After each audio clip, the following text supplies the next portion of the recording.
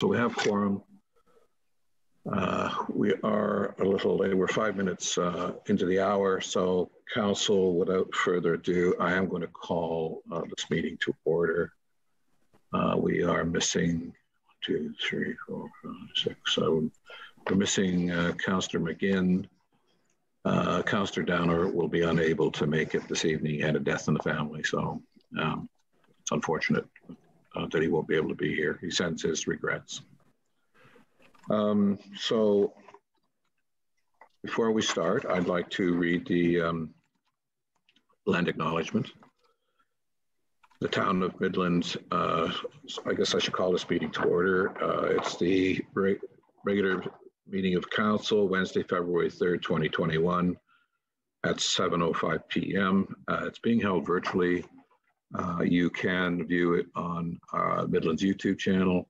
I also believe that you can view it on Rogers Cable TV, channel 53, and also they, I think, are streaming it as well. The town of Midland recognizes that it is located on land which is the traditional and treaty territory of the Anishinaabe people, now known as the Chippewa Tri-Council, comprised of Mosley First Nation, Rama First Nation, and the Georgina Island First Nation. This territory is within the Pre-Confederation Treaty 5 and Treaty 16, and included within the Williams Treaties of 1923. The town of Midland recognizes that it is located on land which is the traditional traditional territory of the Huron-Wendat and the historic homelands of the Métis, and that our town is home to a large and diverse community of Indigenous peoples. With that, I'd ask you whether there are any, I'll ask you to join me in a moment of silent reflection. Perhaps give some consideration to those afflicted by COVID and who've succumbed to COVID. Thank you.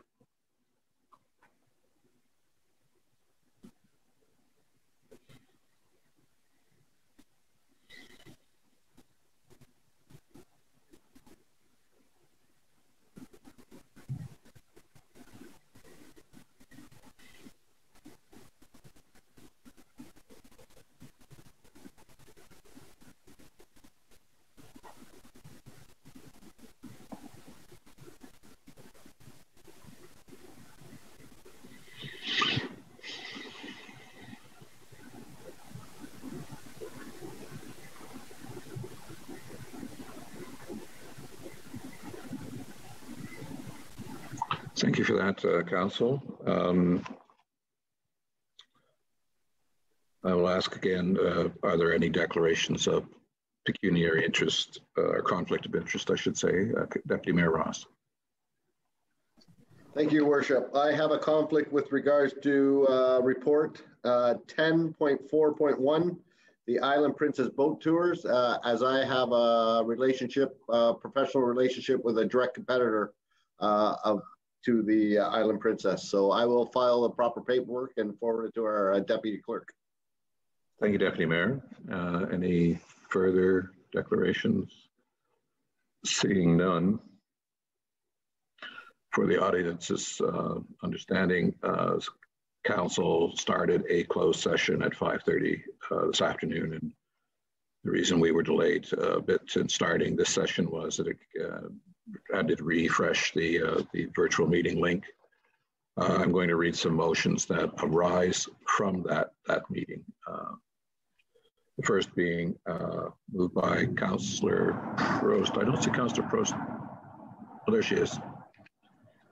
Councillor Prost, seconded by Councillor Gordon.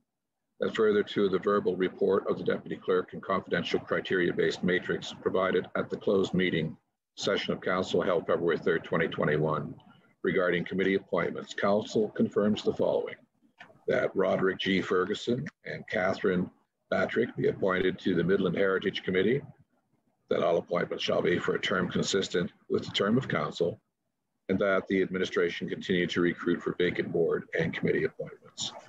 Council, you've heard the motion. Comments or questions regarding that motion? Seeing none, all in favor. Thank you, and that carries. The next motion, moved by Councillor Gordon, seconded by Deputy Mayor Ross.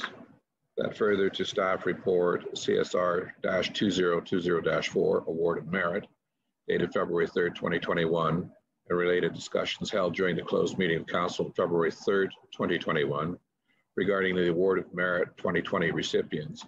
Council herein confirms that its direction to staff on how to proceed. Comments or questions on this matter?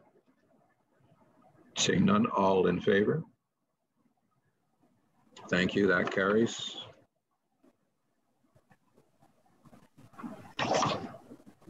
The next motion, moved by Councillor Olszewski, seconded by Councillor, Councillor McGinn's not here at the moment. Councillor Cunningham.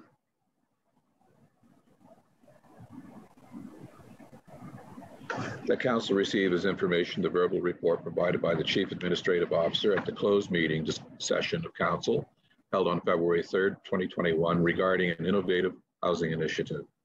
Council, you've heard the motion, comment or question on that? Seeing none, all in favor? Thank you, that carries as well. Next motion is moved by Deputy Mayor Ross, seconded by Councillor Main. That council receive as information the verbal report provided at the closed meeting session of council held February 3rd, 2021 by the Executive Director of Community Development Services regarding the status of LPAT official plan appeals. Any questions or comments with respect to the motion? Seeing none, all in favor? Thank you, that also carries. Finally, with the matters arising from closed, we have a motion moved by Councillor Cunningham, seconded by Councillor Olszewski. The council acknowledges and accepts the information provided by the town solicitor at the closed meeting session of council held February 3rd, 2021 regarding ongoing legal claims and litigation. Again, I'll ask, are there any comments or questions with respect to this motion?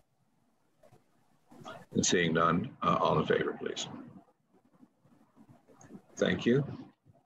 Councillor Gordon, are you in favor? Oh, sorry, I thought I should abstain because I had a conflict declared for part of that update. I didn't know it was appropriate for me to, I have no issue at all with it. I just thought I would abstain. Thank you, point taken. And that carries as well. We move on, and a motion moved by Councillor Main and seconded by Councillor Croce that the contents of the regular council closed session agenda for February 3, 2021 be approved. So welcome, Councillor McGinn. Comments or questions? Seeing none, all in favor? Thank you. For those in the audience, I don't ask who's against, because everybody seems to, so far it's been unanimous for the motions, in case you were wondering. We have moved by Councillor McGinn, second by Councillor Gordon, that the items and related recommendations contained within February 3rd, 2021 consent agenda as consent items having been considered by council be adopted with the exception of item 10.4.1, CSR 2020-2 Island Princess, Georgian Shores Boat Tours, Inc., which will be considered under section 15, reports and other items withdrawn from consent agenda for council's consideration. Are there any, before we pass this, are there any comments on any matters with respect to the consent agenda? Seeing none, all in favor? Thank you. That again carries. I now have a motion moved by Councillor Olszewski, seconded by Councillor Cunningham, that council resolved into the committee of the whole. Deputy Mayor, the meeting is yours. Oh, sorry, I beg your pardon, all in favor. Guess we should do that. Thank you. Thank you very much, Your Worship.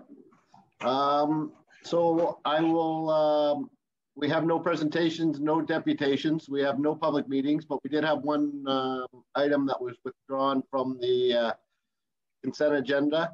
And I'll turn it over to you to get approval for it, as I have a conflict, if that's all right. I will not be voting on this item. That's the the Island Princess motion. Right. Let me just find it here. Apologize.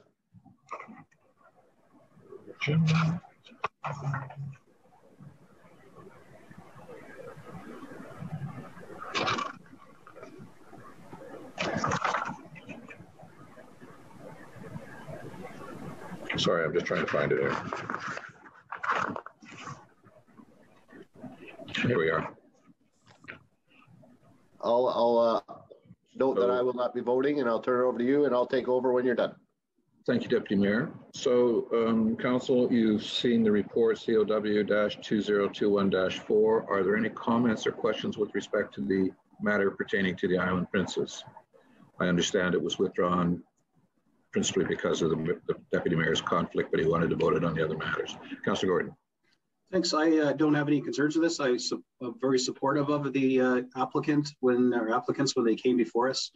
There was a general concern that the town should not be, in the hole for extending this, and that we treat, competing businesses that operate out of the same space with, with equality.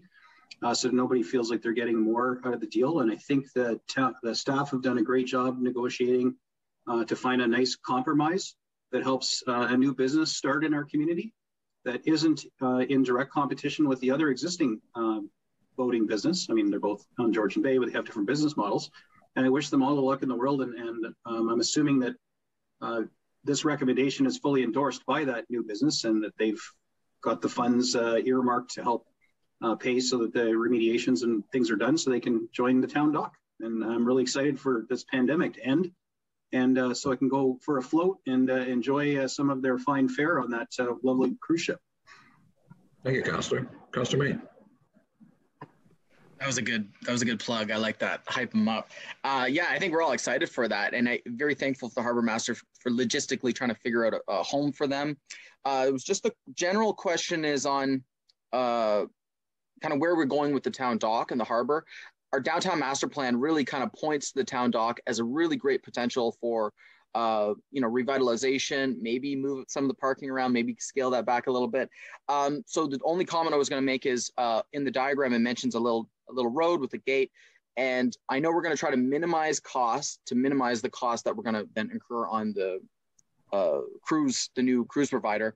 It was just a thought that maybe we just be a little bit temporary, we put in little temporary pathways or whatever, just in case that a few years from now, in case we're doing any dock revisioning or town dock revitalization, that we're not really kind of sinking anything too much into it for this year.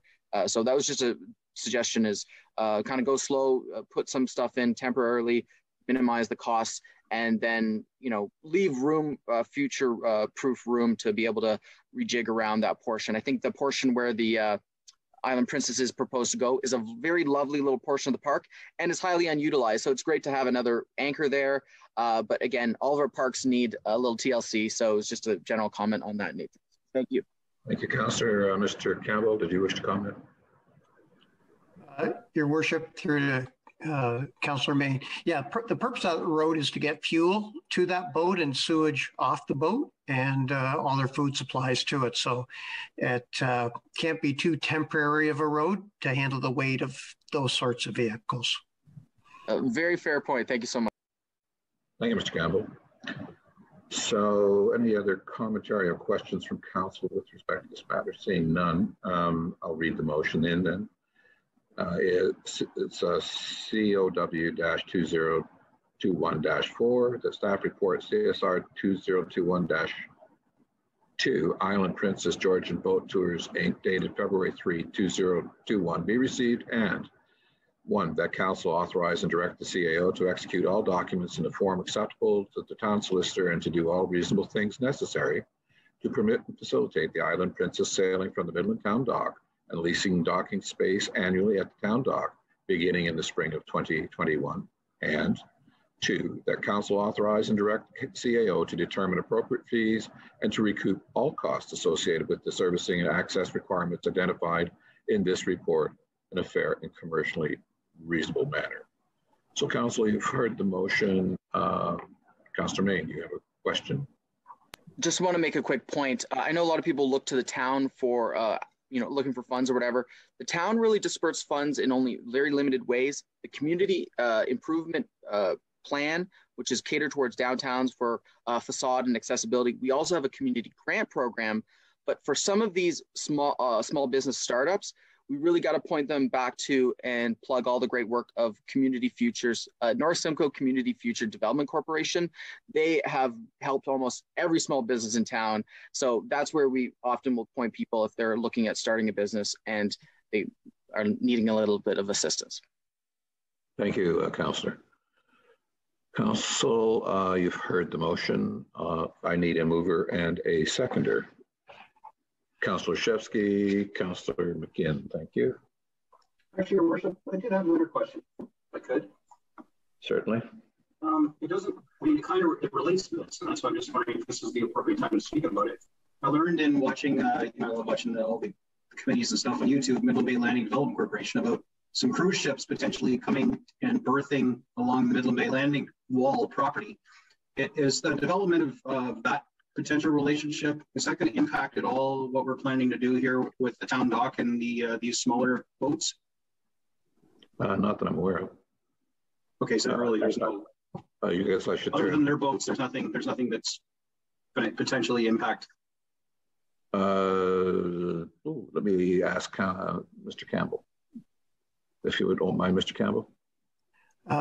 Yes, Your Worship. And Councillor Gordon, the audio was really breaking up on my end, so I think the question was, is where the larger cruise ships may berth at the old coal dock going to impact what we're doing at the main transient dock? Is that the question?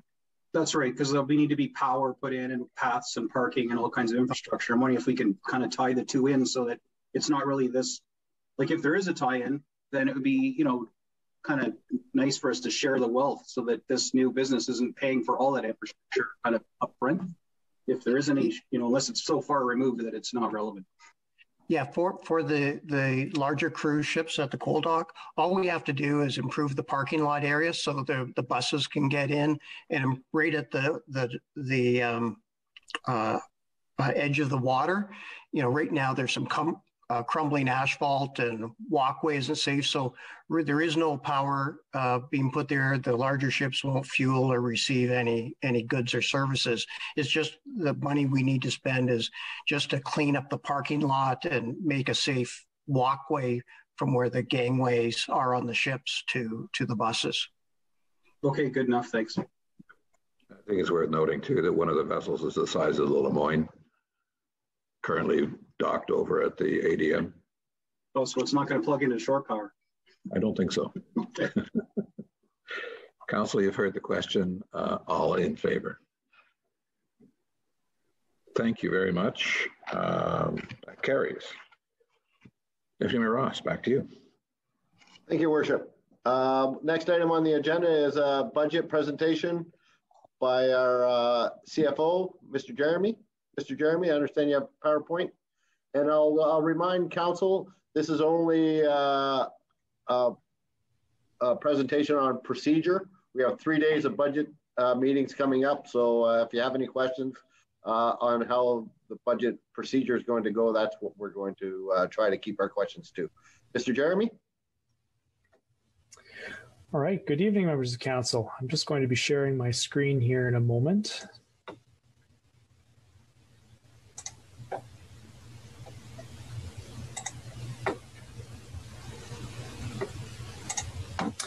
What you should be seeing at this point is a draft 2021 budget recommendation presentation on your screens. Can you confirm that that's what you're seeing? Yes. And you can see my mouse pointer moving around? Yes. Excellent, thank you. All right, so good evening, members of Council, and welcome to the kickoff of the review process for the draft 2021 budget.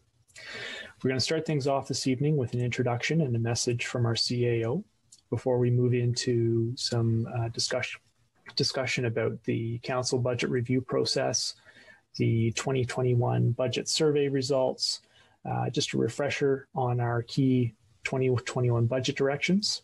Following that, we'll jump into the financials, which is going to focus on our tax-funded operating budget, I will then turn it over to Mr. Andy Campbell for some information on our user rate funded operating budgets, being water and wastewater.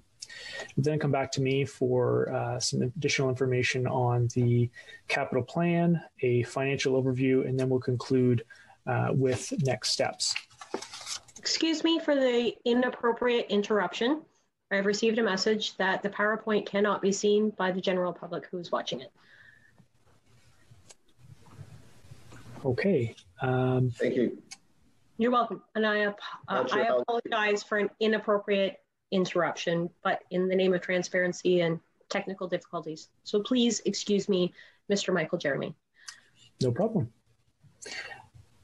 I'm wondering, Michael, if it needs to be shared at this end?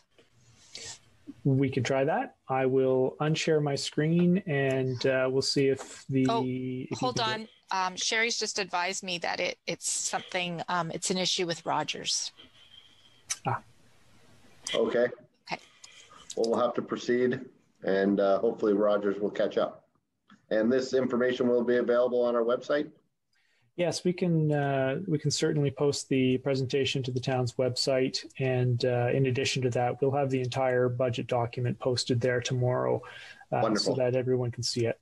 Well, we'll make sure of that and we'll make, oh, it says it's working now. Fine. It says I just got a note from Roger. So it looks like we're good. Thank you very much, Mr. Jeremy. It's all yours. Perfect. Thanks. Okay. So back to our introduction. Tonight, you're going to receive two important deliverables in respect of the draft 2021 budget. The first is this evening's presentation, which is intended to provide you with your first glimpse of the draft budget and give staff the opportunity to highlight some of the key budget drivers and the overall financial considerations, as well as mentioned, focus on the process for council's review. The second deliverable is the 2021 budget binder. This is your first stop for much more detail about the draft budget. You will be happy to know that you can set that binder aside for this evening. You won't be needing it tonight. Over the coming weeks, you can review that budget binder and details at your leisure. When you open your binder, you're going to find that you have an executive summary, a financial overview section, department and division plans and change reports, submissions from our agencies, boards, and commissions, a section on change request forms, proposed fees and charges, our 10-year capital plan, capital summary forms for all the projects being requested for 2021, and the results of our 2021 budget survey. So all of that's going to be in there in one package for you. I've already heard that it's a fairly heavy one. So I'll also mention as well that an electronic copy of that binder will be posted to the town's website for the public by the end of day tomorrow. Before we move on, I do want to remind council that tonight is really, it's not about diving into the weeds or getting into the debate, as Deputy Mayor Ross has already mentioned. As you'll see shortly, there is going to be lots of time for that coming weeks. We will get into the review process shortly, but first I'd like to start things off with a message from our CAO. Thank you, Mr. Jeremy. Just want to make sure my audio is okay. Can you hear me? Yes. Yes, and thank you to the members of council, your worship. I wanted to just make a few comments, and certainly the bulk of the comments that I will make are just highlights of what you'll find in the actual budget document. So I won't go into the detail that's in there, but I did want to touch upon a few things. First off, I'd obviously like to thank with some thank yous. And first and foremost, I'd like to thank our residents. Through the budget process, we received some very good feedback, which we've certainly considered as part of the recommendation that you've seen. But we've also been able to gain their feedback throughout the year in dealing with our residents on all kinds of issues, on all kinds of recommendations, through our committees, and most importantly, through council. You are the representatives of your constituents, and I think certainly you've brought to the administration very good perspectives on the types of services we need to offer and maybe any changes we need to consider. So I'd like to start with those two thank yous, both to the residents and council. Obviously, all of our staff who participated in pulling this document and this recommendation together. This has been one of the more intensive budget preparation processes I've been involved in, and I've been involved in a lot of them. But there was a reason for that. Certainly under the leadership of Mr. Jeremy here, we made a conscious decision that we wanted to launch a process that involved the entire organization. That was important not only to make sure we got the numbers right, but also to build the sustainability in the organization that we think is absolutely critical. And you can only do that if they understand the information that they're dealing with and start to take ownership of that information as well. So that was part of the purpose on why we took a little time to get this ready. It is dense in terms of material. I think that's a good thing. Is it more dense than other municipalities? Not from what I've seen from some, of course, but it really depends on your circumstance.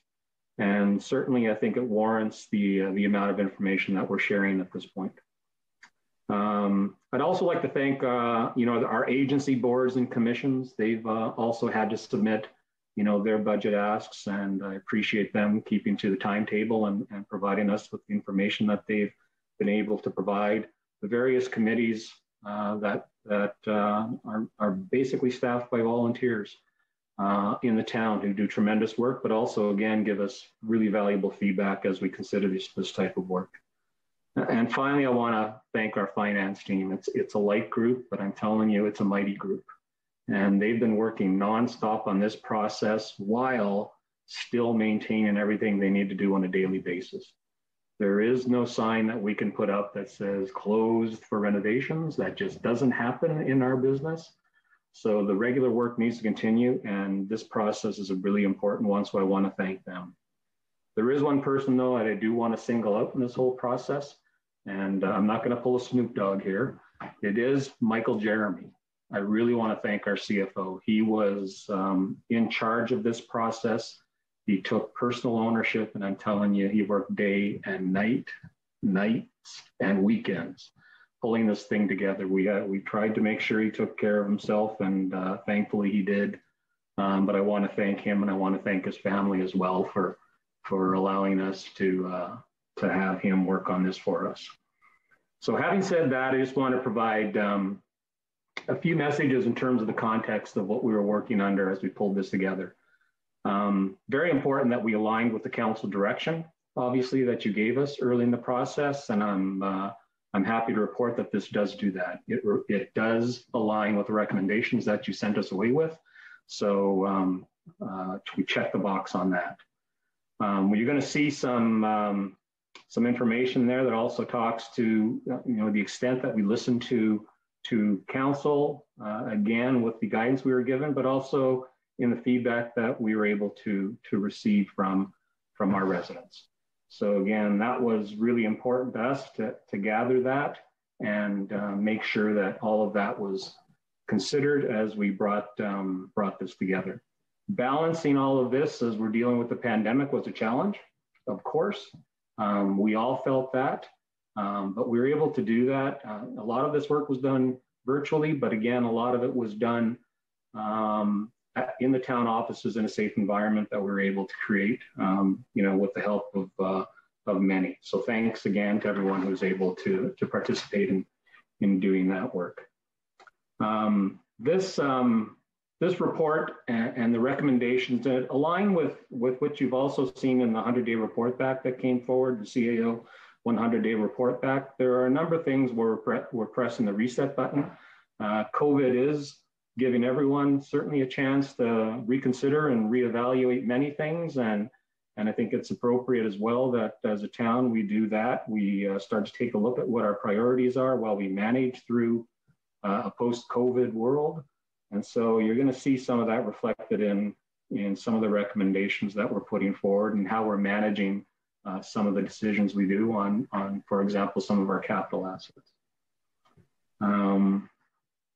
We've never stopped delivering services, of course, as you know, and focusing on the goals of what we're trying to do.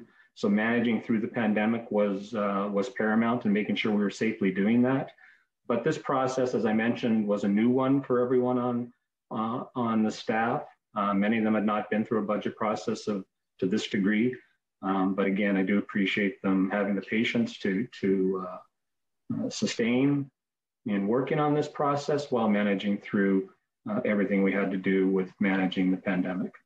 The process is continuing to evolve. So we're very happy with where we got to with this, but we also want to acknowledge we still have more work we want to do with the process. It does not end after deliberation and we get the final direction from council. This is something that we will manage certainly on a regular basis and report back. But I think just the work that we've done so far has put us in a really good place now where we can use data better, be more transparent in the information that we're gathering and sharing that with council and the public, and being able to make recommendations that we feel more comfortable with and doing it in a faster manner. So all of those things are inherent with the budget process that allows you to make those types of adjustments. So we're anxious to continue this work, and certainly we'll be doing that under the leadership of Mr. Jeremy. If I could talk about a couple themes again, and as I mentioned, this is detailed out in the budget document that you'll find online. That will be tomorrow, certainly in the budget binders that the council members have. But certainly some of the things that we wanted to acknowledge again, because as part of the feedback that we received from residents and try and understand our situation at the town, we want to acknowledge first and foremost that Midland there's a number of pressures in Midland. I think we all understand those.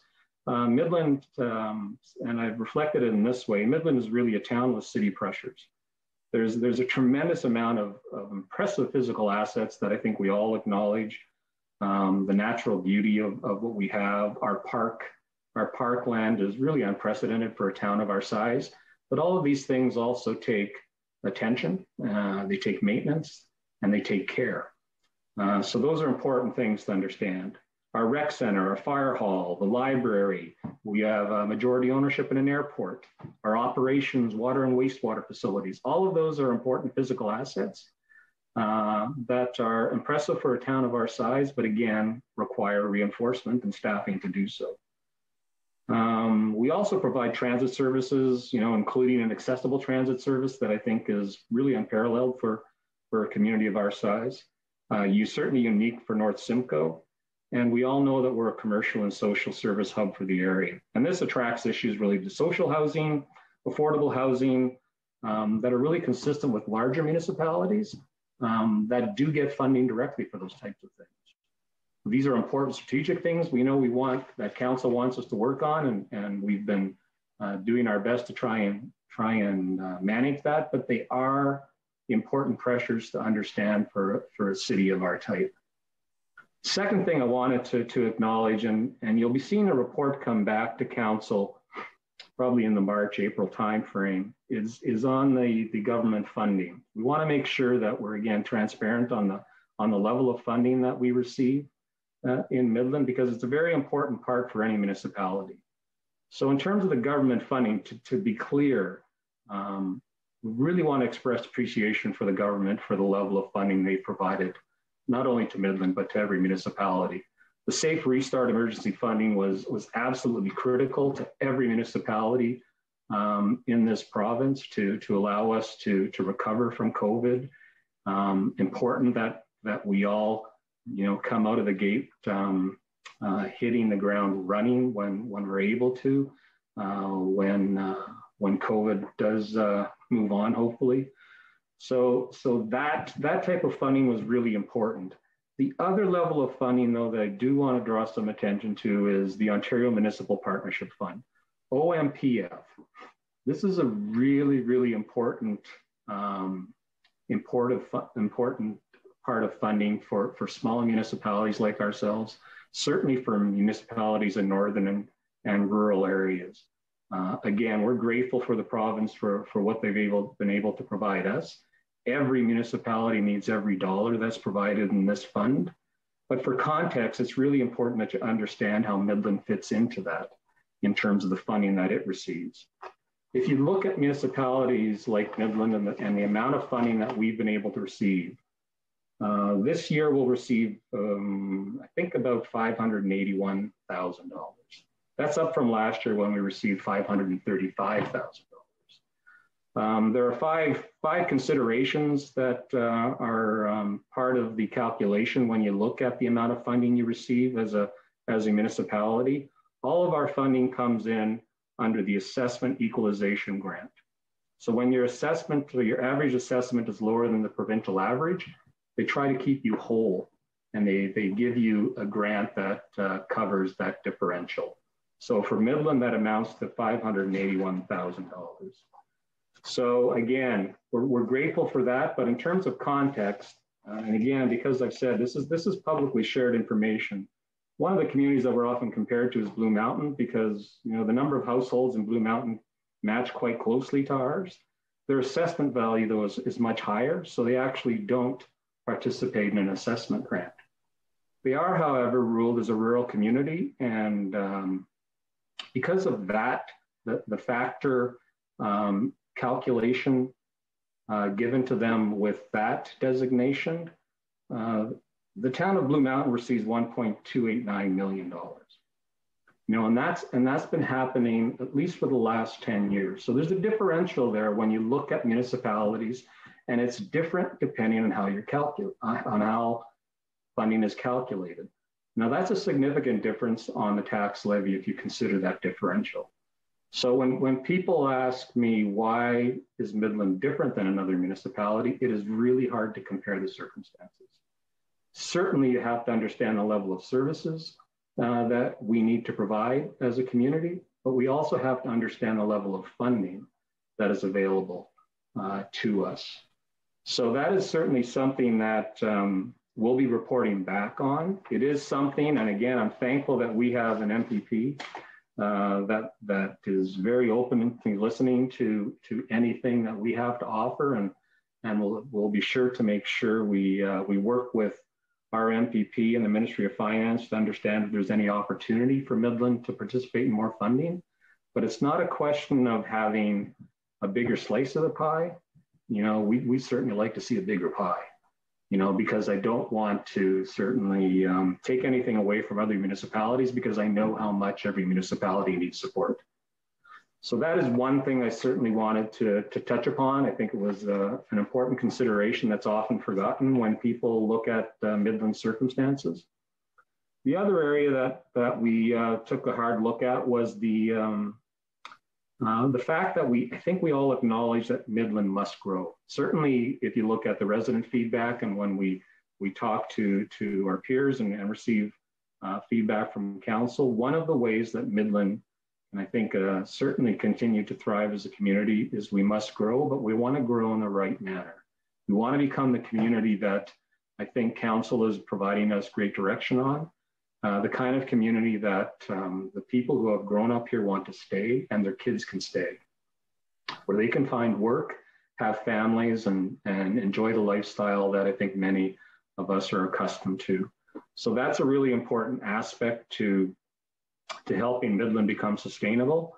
Unfortunately, what we've seen in Midland is one of the lowest growth rates in Simcoe County. And that's unfortunate. And that is certainly something that, as an administration, we want to make sure we can help correct. And we certainly feel strongly that in order to do that, and we think we almost have to double our pace of growth to really make an impact for our taxpayers and for our community.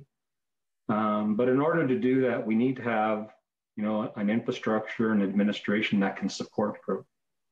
And those are some of the changes we're certainly making. Some of the requests you'll see in the budget are to align us with supporting growth in the community, both from a commercial aspect and from a residential aspect. And it's the kind of growth that we're getting direction from council on. It's not just growth for the sake of growth. It's the kind of growth that we feel our residents want. So again, that's an important aspect that we certainly paid attention to, and is part of what we've recommended in our recommendations. Being responsible in our recommendations, we certainly feel that the recommendations we've made, I've mentioned they were within the in the guidelines that you gave us, and we certainly took that to heart, but we also think they're very responsible recommendations. We don't certainly take this lightly. Some of the staffing needs, I think, are half of what has come forward in previous years, but I think they're very precise needs that we think are important to address some very fundamental things that will certainly help everything that I just mentioned. The other thing you'll see in the budget is we've tried hard, and we're going to continue to do this throughout the year, is to align fees more directly for those services that people use. So try and take it out of the tax base and align the fees so that those who are using services pay for those services.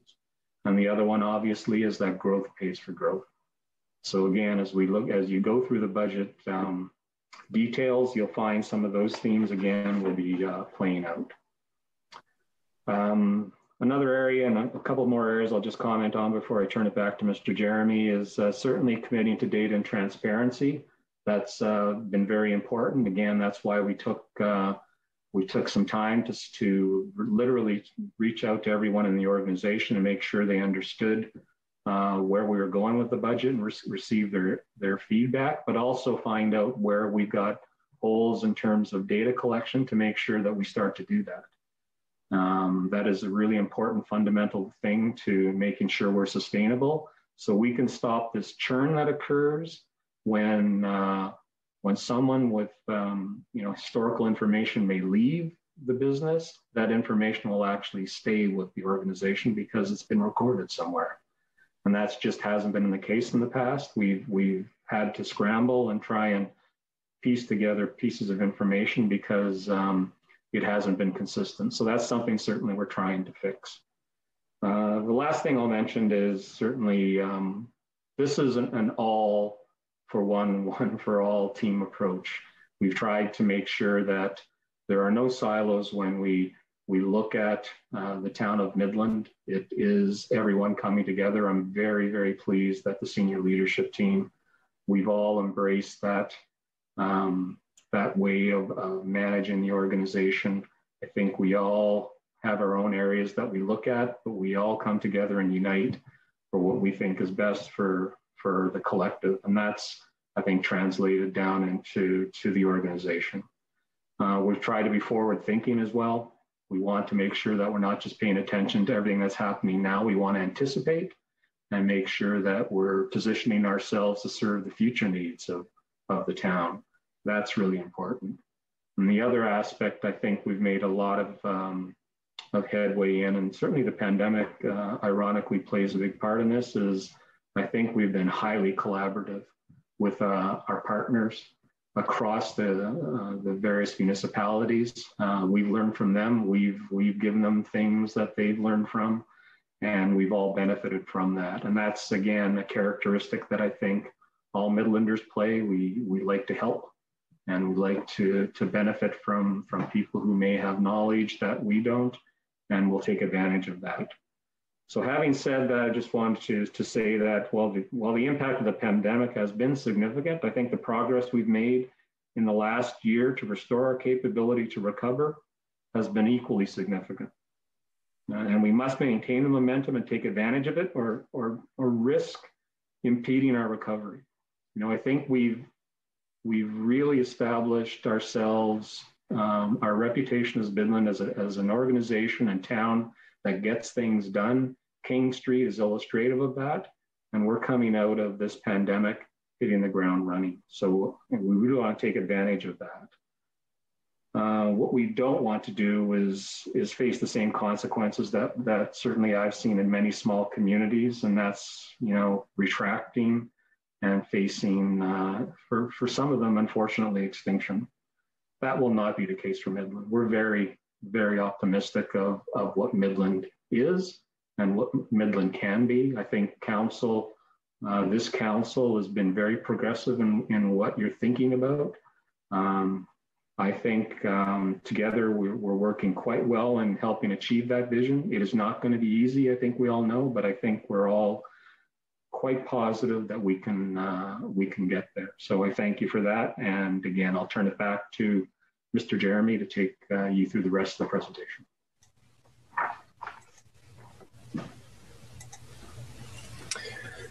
All right. Thank you, David. So if we're now moving on to our council budget review process overview. At this stage, I think you probably got the sense that we're doing the budget a little differently this year with respect to the council review period. That review period is going to span almost the entire month of February. The process is designed to provide council with more time to review the budget, ask questions, and hear responses before the debate even begins. We think that this will improve the transparency and facilitate better informed debate. Council review period starts tonight with this presentation and council receiving your budget binders. On February 11th, council will hear budget requests from the agencies, boards, and commissions that receive significant funding from the town. On February 17th, we're going to be opening the floor for a public meeting where members of the public can come and express their thoughts about the budget.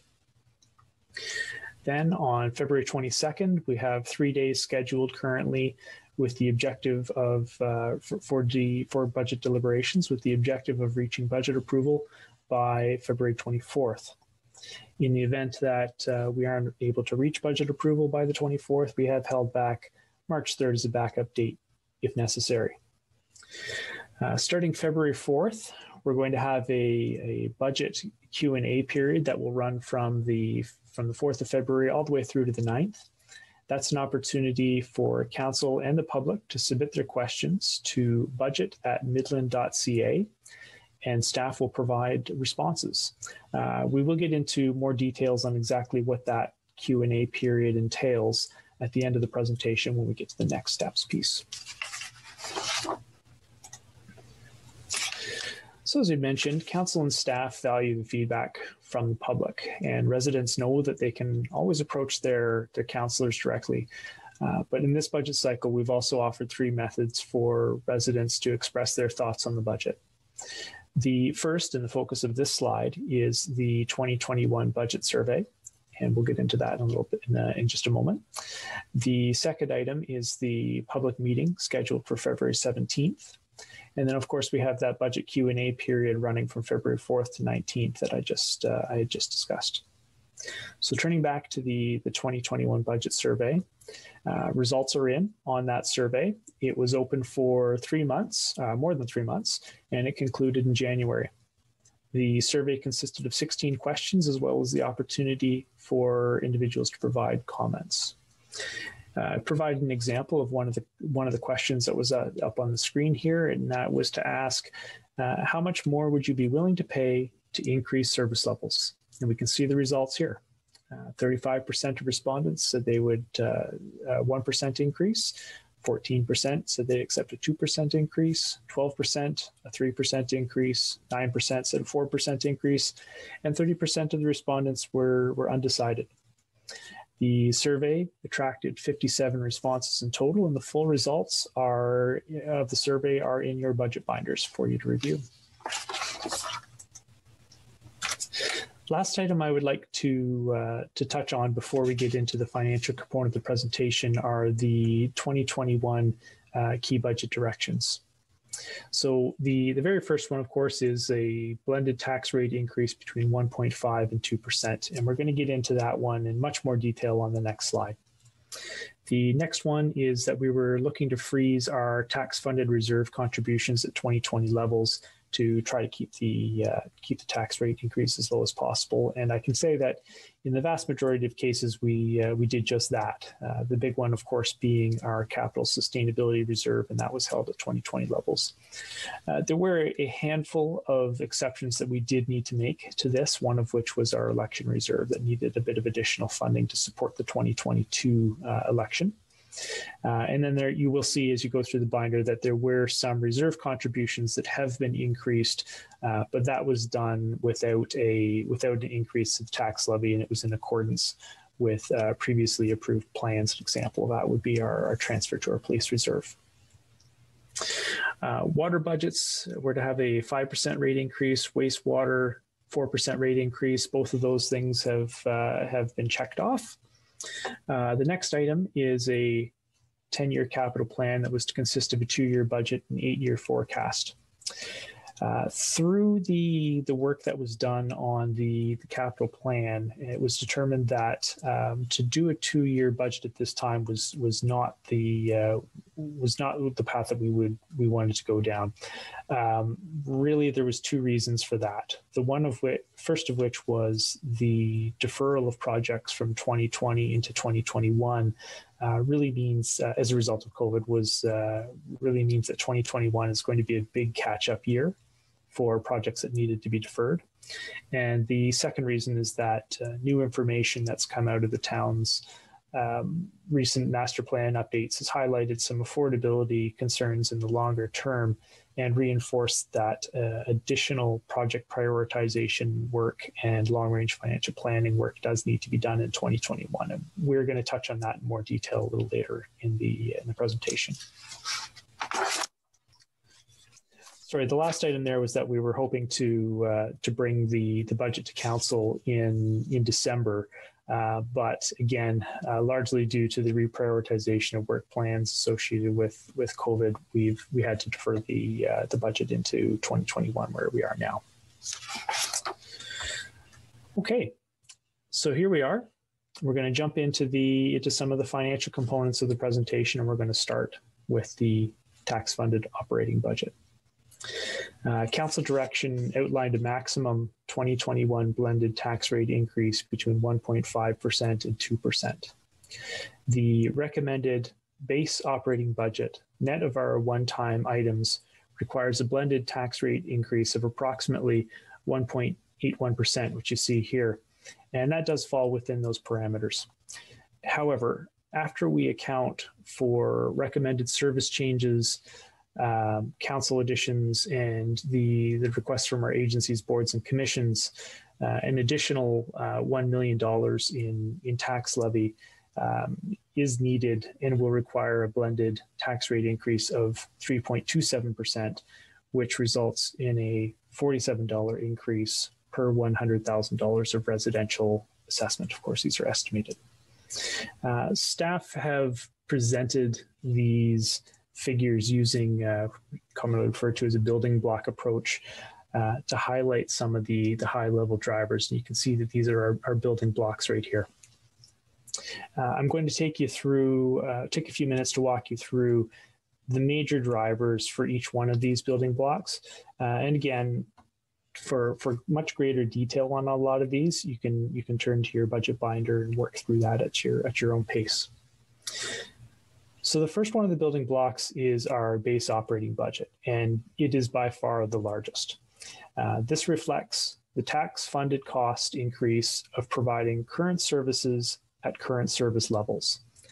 This is going to include unavoidable cost increases, current period impact of decisions that were made in prior years, adjusting budgets to historical norms, market adjustments for various non-tax revenue streams, reserve management, and that's just to name a few of the things that are going to be all wrapped up in that number. The prospect of another COVID year does remain a significant uncertainty that we're looking at. However, generally speaking, the staff have built the 2021 budget based on typical operations, and that's to avoid introducing volatility into the budget process that will come back at us in next year. So some of the unavoidable cost increases for 2021 include increases in insurance premiums, about $150,000 attributable to tax. As well, we have collective agreements and statutory employer premiums for things like CPP, EI, et cetera, that amount to about $178,000. Examples of increases resulting from decisions made in prior years include the addition of debt servicing costs for King Street, which account to $244,000 for the tax levy. We have reduced draws from our MPUC dividend reserve and police transition reserve at $100,000 apiece. And we have the annualized cost of restructuring, which is amounting to about $118,000. Those increases are mitigated to some extent by our realized assessment growth, which amounts to $236,000. The key takeaway from all of those numbers is that just addressing the unavoidable cost increases and the current budget impact of prior decisions would require a blended tax rate increase in the neighborhood of 2%, which, as you can imagine, it's already close to exceeding our original target. Still in the base operating budget line, as with any service-based organization, the labor costs represent a significant component of our overall budget. Staff conducted a review of labor costs over recent years, which identified gaps in the budget for services such as fire, operations, and transit. Those gaps amounted to a total of approximately $550,000, and that's been corrected for 2021. That review also identified that while gaps did exist in the budget, we did have natural labor cost gapping that was significantly mitigating that budget exposure. So based on that observation, we've included a $400,000 provision for labor cost savings via gapping in the 2021 budget. Our draft budget also includes a net increase of approximately $280,000 for technology costs, such as the consolidation and additional software licenses for products such as Microsoft Office 365, Azure, ADP, PerfectMind, and so on. It also includes improved backup capacity and capabilities, security enhancements to systems and networks, business continuity considerations, and just general improvements to assist staff in the efficient use of our resources. In addition, the 2021 budget includes funding for the activation of 2 IT positions valued at about $138,000 that were approved by council in prior years. It has been identified that the activation of these 2 positions is critical for 2021 just to meet that dynamic and ever-increasing pressure on our town's technological environment, as well as to fulfill council's mandates with respect to upgrading our customer service delivery. Switching over to some more traditional operational needs, we have that maintaining the town's extensive network of roadways, sidewalks, trails, parks, and sports fields is expected to cost about an additional $360,000 for 2021. The majority of that increase is required to bring the 2021 budget in line with historical norms for cost areas such as vehicle maintenance, fuel, licensing, waste disposal, that sort of thing. The balance of the increase is to ensure that we're meeting environmental compliance for storm sewer maintenance. We're evaluating our pavement conditions, to deal with costs for winter salt and external contracted services. Those external services include things like minimum maintenance compliance software, tree removal, sports field repairs, sidewalk repairs, so on. So I've spent a fair bit of time there talking about budget drivers that are putting pressure on our tax levy. But there are some drivers that are working in the opposite direction and taking some pressure off of the tax levy, and I'll mention a few of those now. The first is draws from our DC reserve funds to support debt servicing costs for our operations center, the NSSRC, our library expansion, and King Street. Those all taken together have increased the draws from DC reserves by nearly $700,000 for 2021. And what that does is it brings those funding plans for that debt servicing into alignment with our 2019 development charges background study. Also, the budget reflects the first steps towards updating the town's user fees and charges to shift a greater portion of the financial burden of providing services to the person directly benefiting from those services. More work is scheduled for 2021, but the base budget does include user fee market adjustments for several of the town's services. I'll highlight that by far the most significant adjustment is a $500,000 increase in estimated parking revenue, and that's made possible by council's approval of the new parking payment solution. The final and special note that I'm going to make on these user fee adjustments and marking things to market rates is that in a lot of cases those are going to be baked into our base budget. So if council decides not to accept those market adjustments, then we will need to readjust to our revenue expectations, which could in turn put more pressure on the tax levy. So that was a lot of information about the base operating budget, and I realize that, but the reality is this is by far the biggest component of our budget. The next building block is our one-time items. One-time items have the effect of reducing our tax levy by about $129,000. And that includes the draws from our COVID-19 Safe Restart Reserve of about $165,000. And netted off against that are some one-time costs for professional services and systems trainings for some known items that are to occur only once in 2021. That's it for one time, a lot quicker than the base operating budget.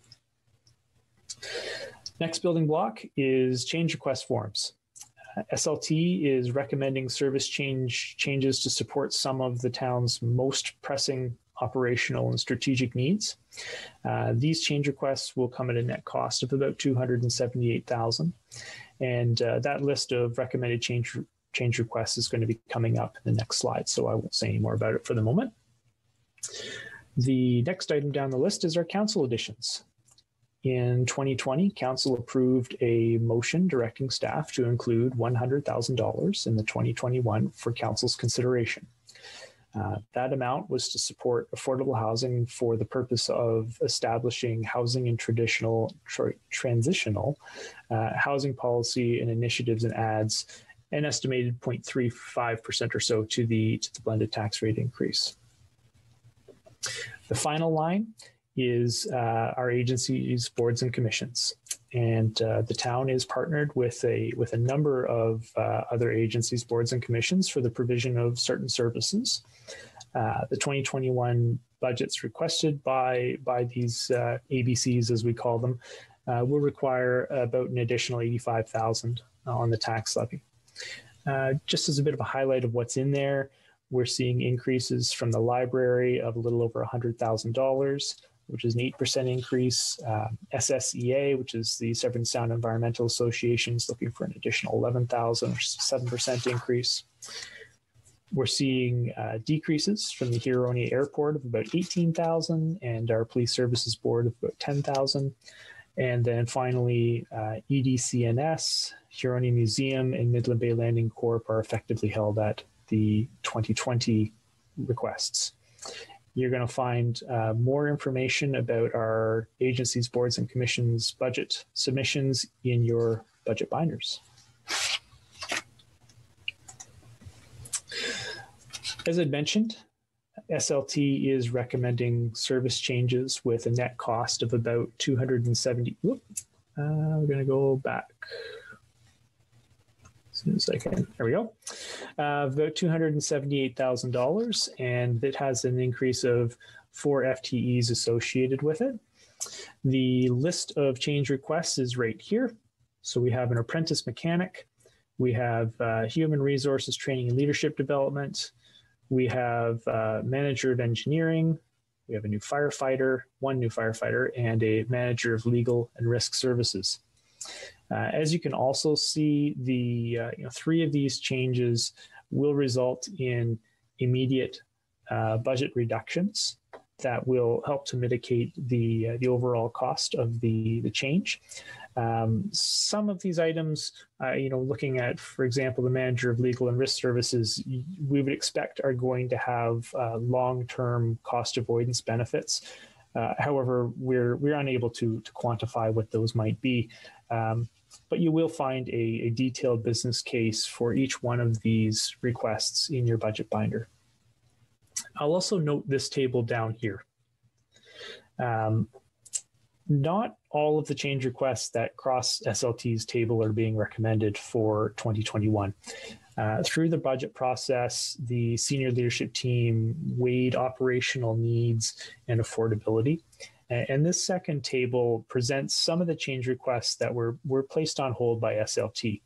The change requests in this list do reflect legitimate needs, and I would expect that we're going to see these coming back in future budget years.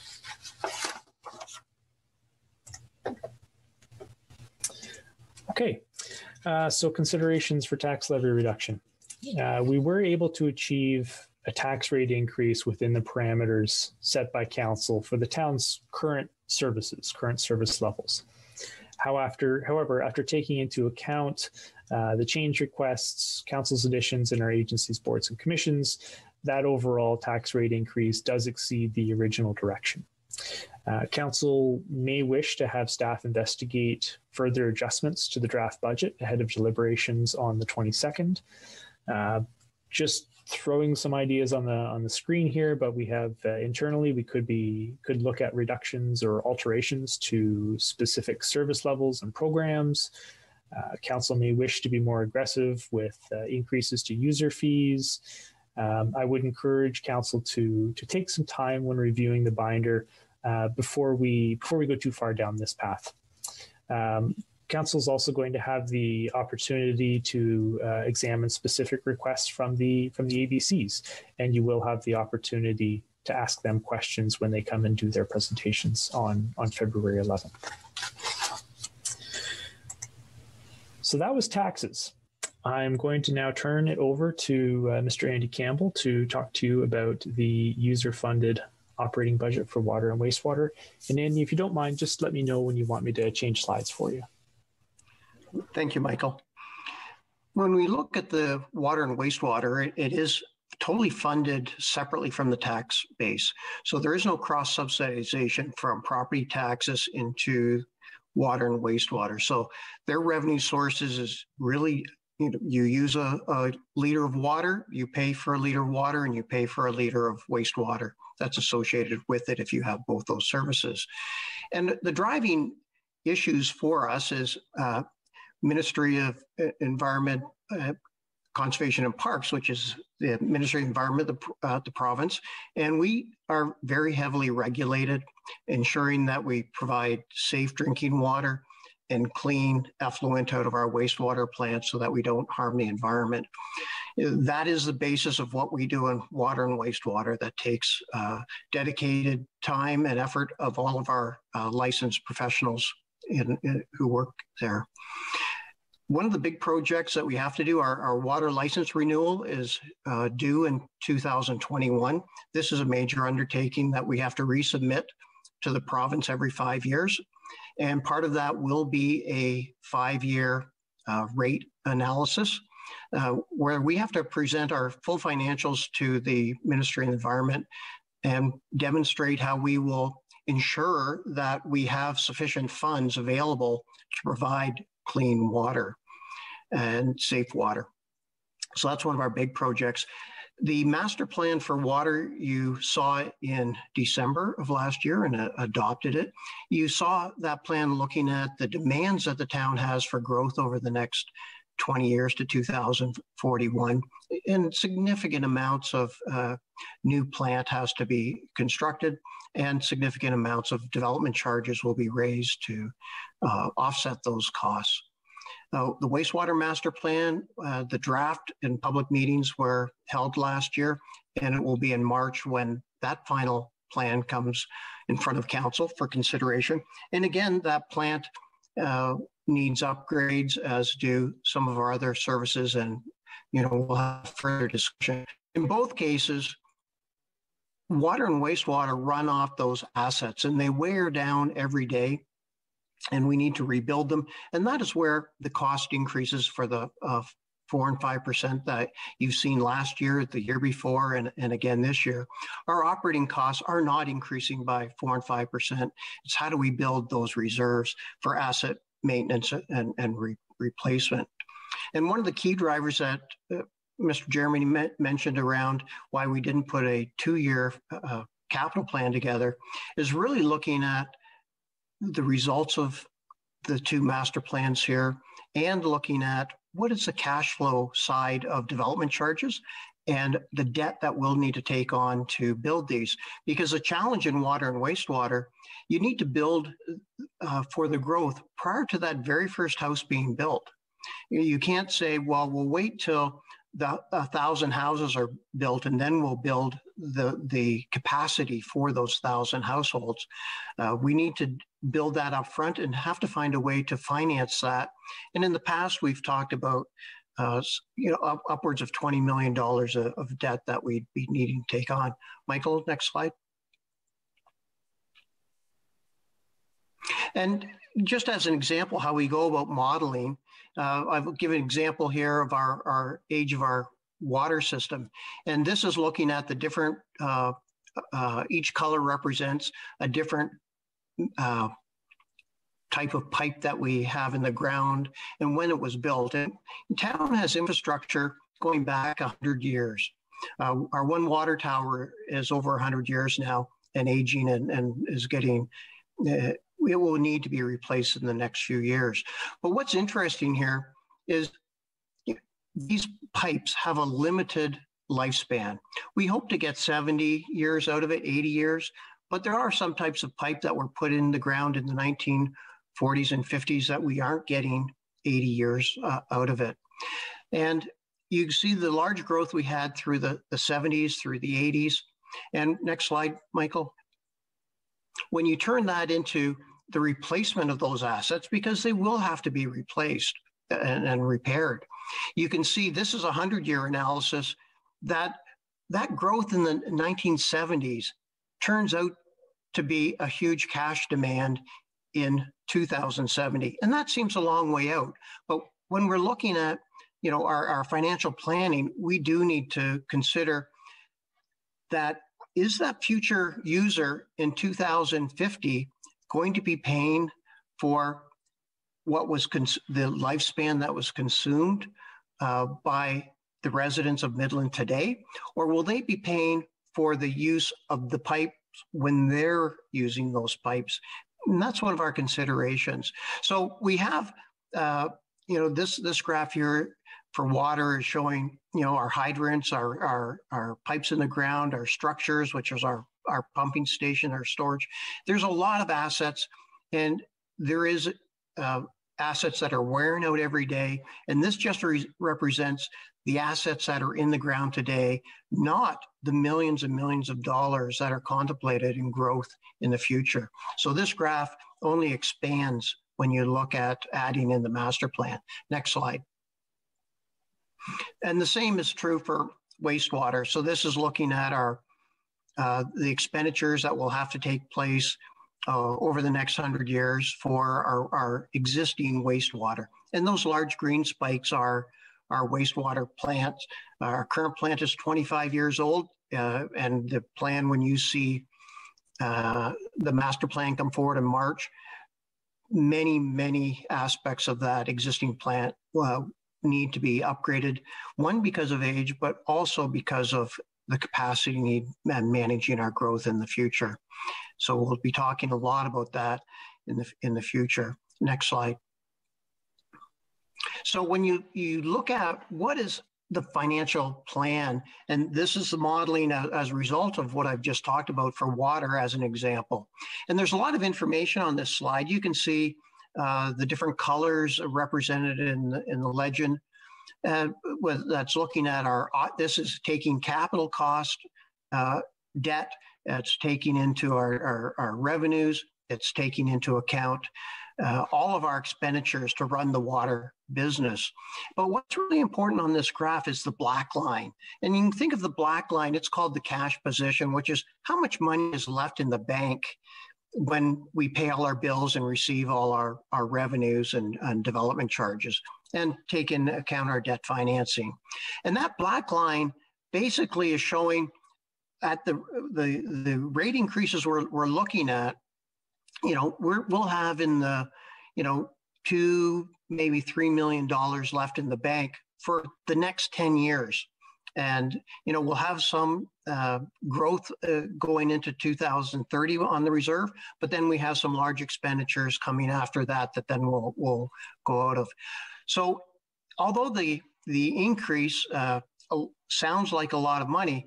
We're really looking at it from a cash flow perspective. How much do we need to raise to do what we need to do to provide safe drinking water? Next slide.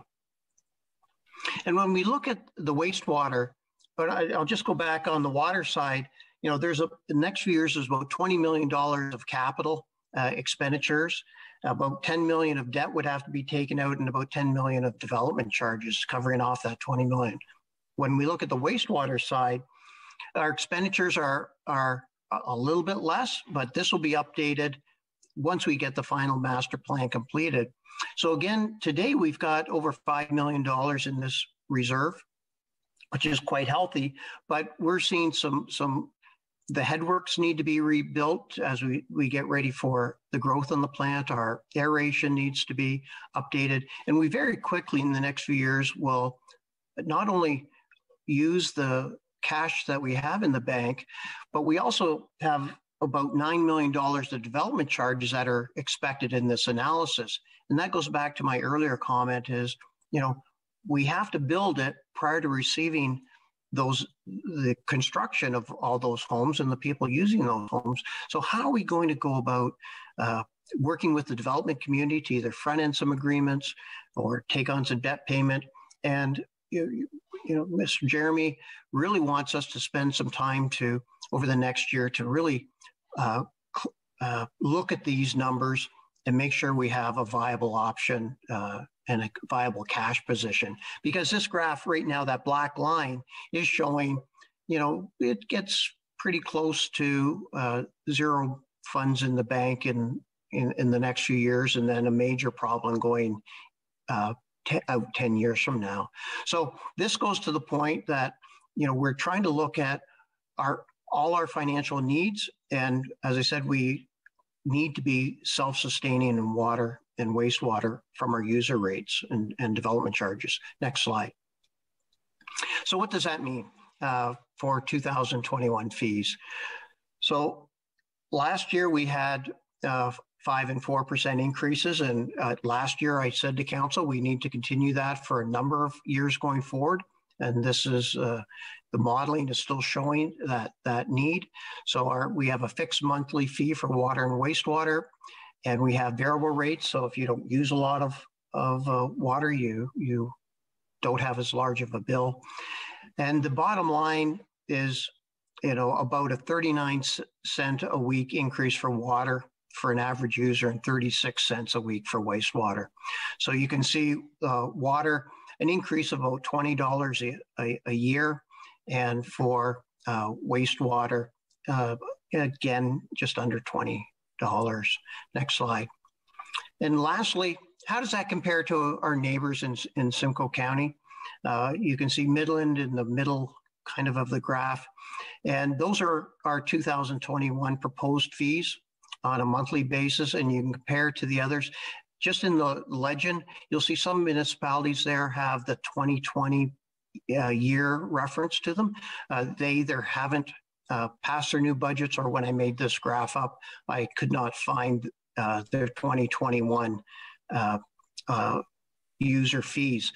So, but what this is showing, even with our 4% and 5% increase compared to most of these municipalities' rates for last year, we are, you know, not the highest, or, you know, we're right in the middle of the pack for the cost of water and wastewater services to our community here in Midland. And I'll turn it back to you, Michael. Now, I'm not sure, since we have Mr. Campbell and we're on the water wastewater, if we had a couple questions, if that would be all right, or would you like to wait to the end, Mr. Jeremy? Can do them now if you'd like. Well, it's all fresh in the mind. Sure. I'm going to go to full screen. Does anybody have any questions with regards to water, wastewater?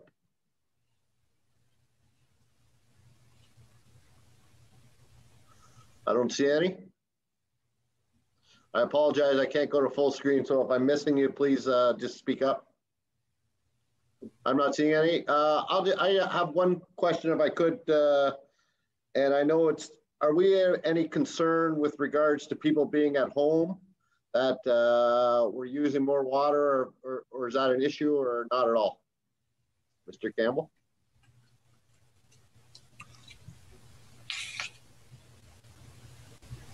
Deputy Mayor, members of council.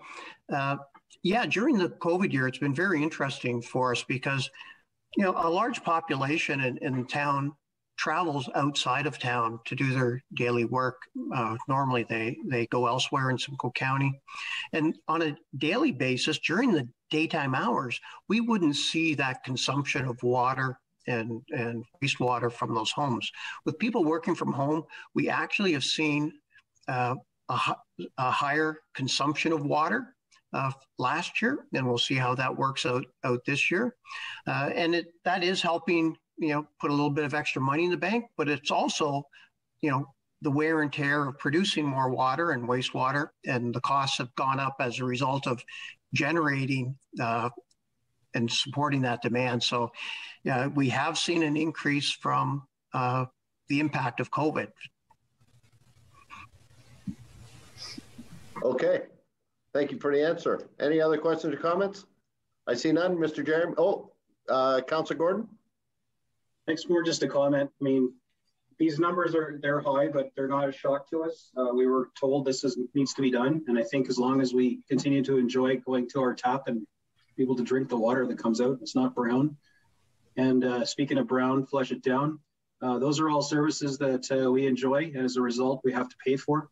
And you know, you're going to hear me speak to my goals for our overall budget stance for this year later on tonight. But municipal wastewater and water and the recommendations of Mr. Campbell and the realities of our aging infrastructure are inescapable, and they're just the cost of living in a settled municipality. So you won't see me coming out swinging against these ones. They're necessary evils and things we all enjoy. So I appreciate your update, Mr. Campbell, and also the tour that I had a few years ago, where I actually saw how this all works.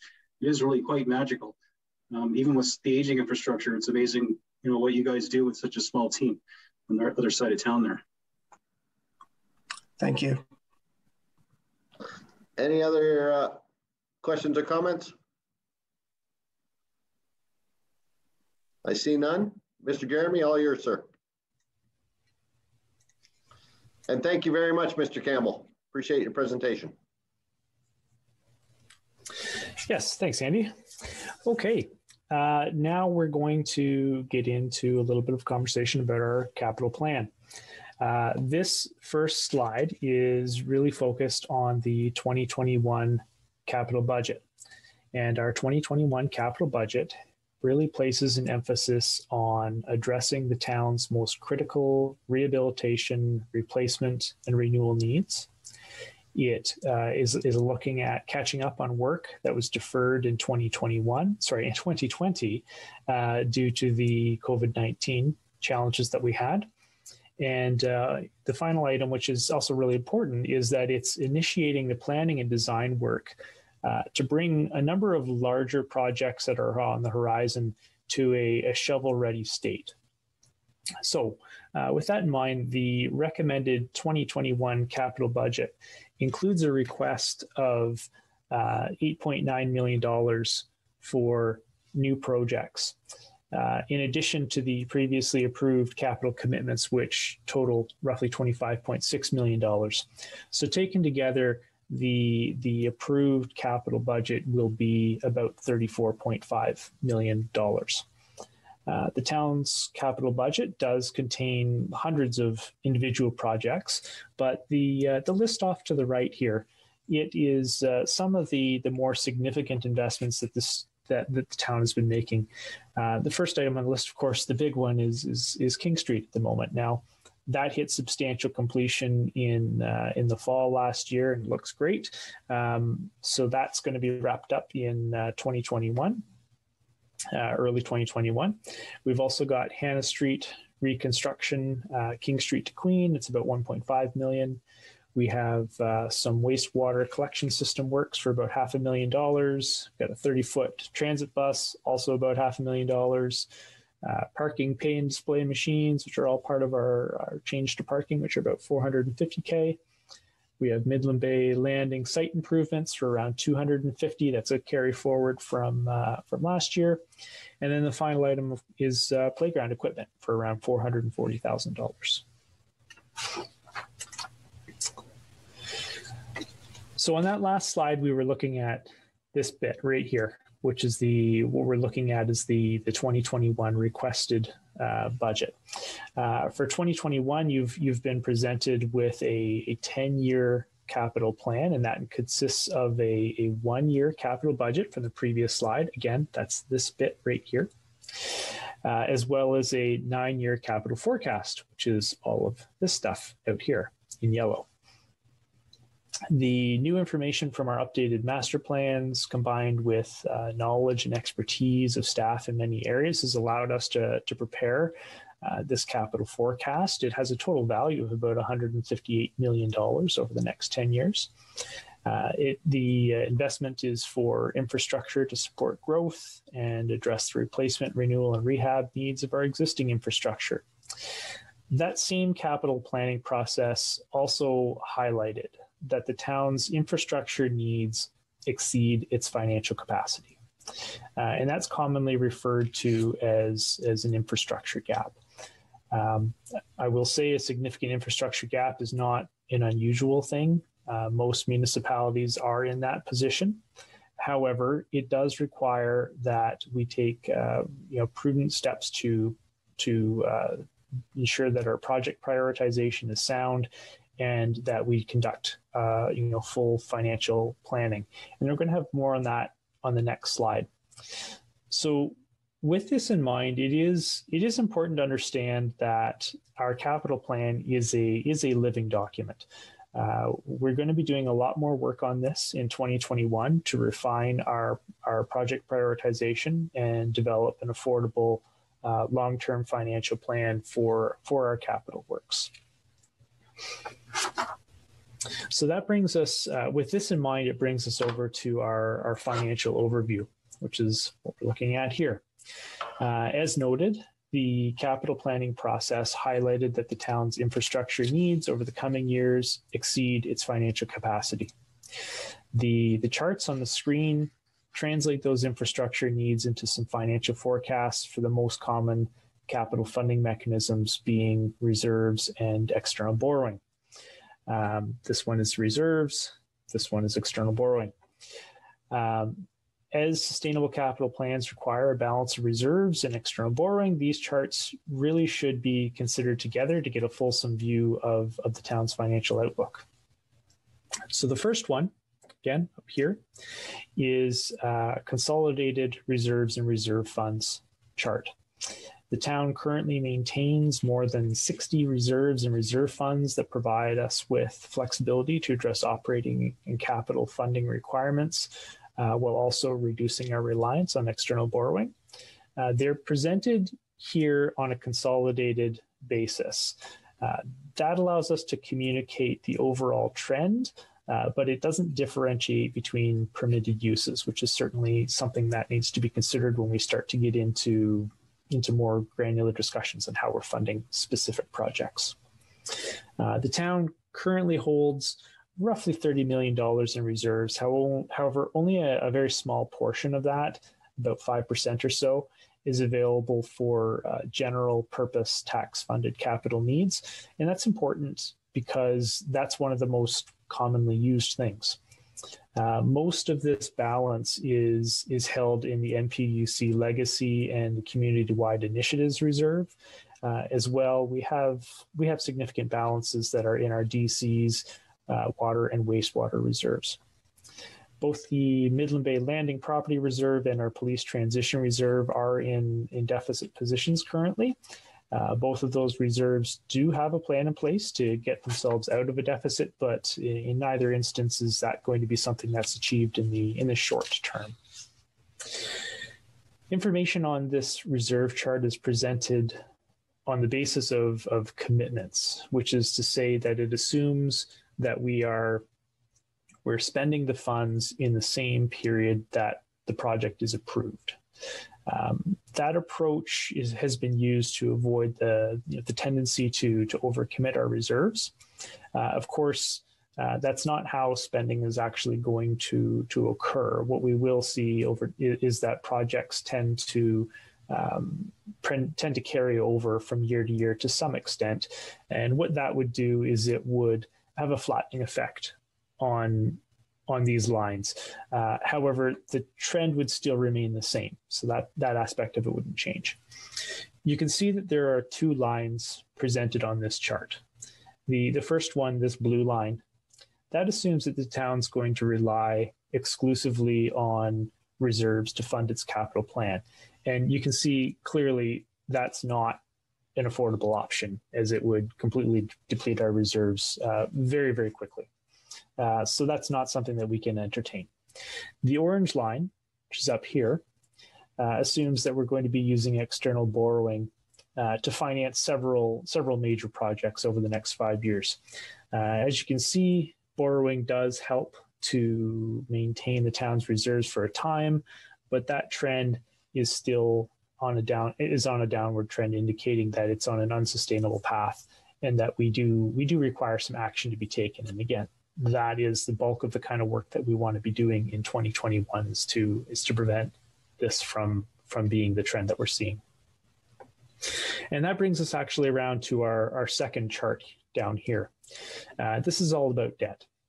So debt financing is a useful financial tool that allows the town to spread the cost of infrastructure over time, thereby reducing the burden on the town's reserves.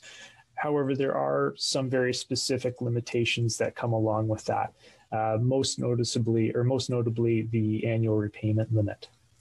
The annual repayment limit is a measure that's developed by the province to limit the debt level for municipalities, essentially to make sure that we're not getting ourselves over leveraged.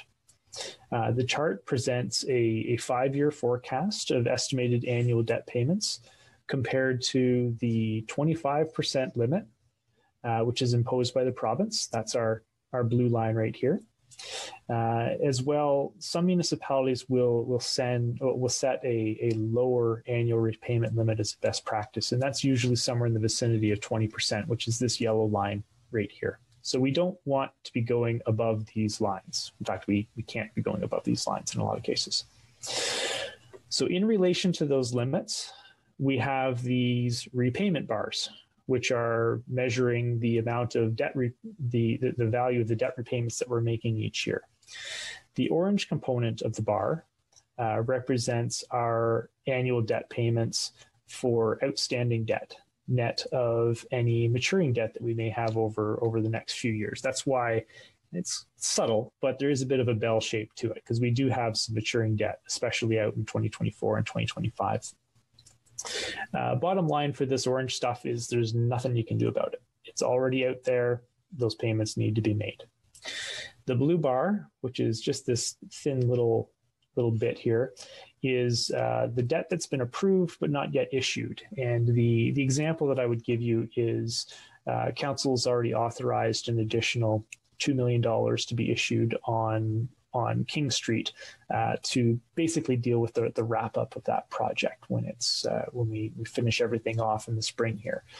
We may or may not need to issue that debt, but it's shown here for the purposes of this exercise because it is already approved. The last component are these gray sections, which is the forecasted debt. And that reflects the estimated debt payments for projects that have not yet been approved. So we haven't committed to this path. It's not too late to change course on these things. I will note that those gray bars coincide with the borrowing that's needed to achieve what we're doing up here. So I think you can see that interrelation. If we don't want this to happen, then we need to borrow. But if we borrow, we see this line up here, but it tends to drive us up towards the maximums on our repayment limits. So we're going to be playing a balancing act when we do our long-range financial planning, where we're trying to ensure that we don't get ourselves into a position where we're getting up too high on our repayment limits, while at the same time we're not driving our reserves down into deficit. So I guess what I would say is, as you can see, we do have debt capacity available today. However, committing to debt financing projects, we do need to consider some other factors, such as affordability for tax and rate payers, prevailing interest rates, long-term sustainability of ultimate funding sources, that sort of thing. An example that I would give you maybe is if we borrowed today, just as a hypothetical, we borrowed up to this 20% ARL, which is that annual repayment limit, it would require a blended tax rate increase of nearly 11% to service that debt. The point there is we may have debt capacity, and that's good, but accessing that debt capacity does have implications to it. All right, so key takeaway from this slide and these two charts in particular. Overall, the town's reserves and debt positions are relatively healthy today. However, the capital planning process has identified that our infrastructure needs exceed the town's financial capacity. It's not an issue that's unique to Midland, but it does require careful project prioritization and financial planning. The piece about what we're going to do about it, first thing is a reminder that we are only approving a one-year capital budget. That means that all of those projects that are in 2022 and beyond are forecasts. They're not approved budgets, and we haven't locked into that plan as of yet. Again, it is a living document. It is something that we will be continuing to evolve over time. More work needs to be done in 2021 to refine our project prioritization and develop an affordable long-term financial plan for these works. And the last point that I'll make on our reserves specifically is that just as important as what we're taking out of these reserves to fund these projects is what we're putting into them, into the reserves. Council took a very important step a couple of years ago, implementing that 1% sustainable capital levy. And it's going to be important that in 2022, we get back on that track to help ensure that we have a sustainable reserves going forward to deal with replacement, renewal, and rehab needs. So that's our financial overview. This is our last slide for the presentation, and it's next steps. And I think what I'll do is I'll start with just a reminder of the key dates, if I could. This is tonight, February 11th. Agencies, boards, and commissions are going to be here for their presentations. February 17th is our public meeting. 22nd to the 24th, budget deliberations, and hopefully budget approval. March 3rd, backup date. February 4th through 19th is our budget Q&A period for council and public. And as I had said at the outset, I'm going to provide you some additional information about this, this budget Q&A period, tell you a little bit more about what it's all about. So you've had, you're going to have a fair bit of time here to go through the budget binder, consider what it is that we're looking at as a draft budget for 2021, and ask questions. The objective of all of this is to improve our consistency in the information you're getting back, as well as transparency in our communications. So with that in mind, Angela Granier, who was instrumental in helping put these budget binders together, by the way, will be coordinating the receipt of questions from councillors, the media, and the public. We're asking that you please use this email address right here, noted on the slide, budget@midland.ca, to submit your questions. A list of questions and responses will be released by the end of day on February the 12th and February the 19th. That list will be shared with all members of council, so you'll all get the same answer to the questions that have been asked, and you'll all get to see all the questions that have been asked. We do ask that you submit your questions by end of day on Wednesdays, so in the case of the 10th and the 17th. And that's just to allow us enough time to prepare a meaningful response to your questions. Staff are going to make every effort to ensure that every question we receive gets a response in the week that it was asked. However, there may be instances where we have to do additional time will be needed because of the complexity of the question that's been asked and the need to do some research or something to that effect. So that does conclude the presentation. And if there's any specific questions regarding the presentation or the process, I think now we'll open it up for that.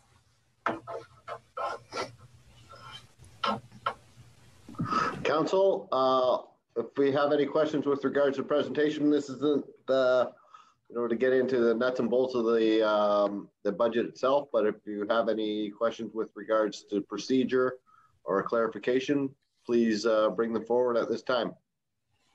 Any, Councillor Gordon? Thank you very much, Mr. Jeremy, for that presentation. It's nice to get the high level sort of warm up before we get the binder, and I won't be able to pick mine up tomorrow. I'll have to drop in on Friday, so it's my in-town day. There was one of the slides where you overlaid, you know, what we potentially would have to go to market and borrow for, and you know, what it would look like, you know, running right into the ground, actually, like at a 747 smashing from 100, you know, 20,000 feet. Yeah. That you said it's consolidated between reserve and reserve fund forecast, but I was just wondering if there is a visualization that would show the difference between our capital expenditures and our operational side. Maybe we need to blow that graph out so we can get an understanding of, you know, what that looks like for our OPEX and our CAPEX spend, rather than having everything all, it's very visually pleasing, but just to get a better understanding of that. Because that's what we're essentially going to have to do on a sort of section by section basis on the binder, unless it's, you know, maybe it's already presented in that way. And just that was one question. I have another one after that. Mr. Jeremy?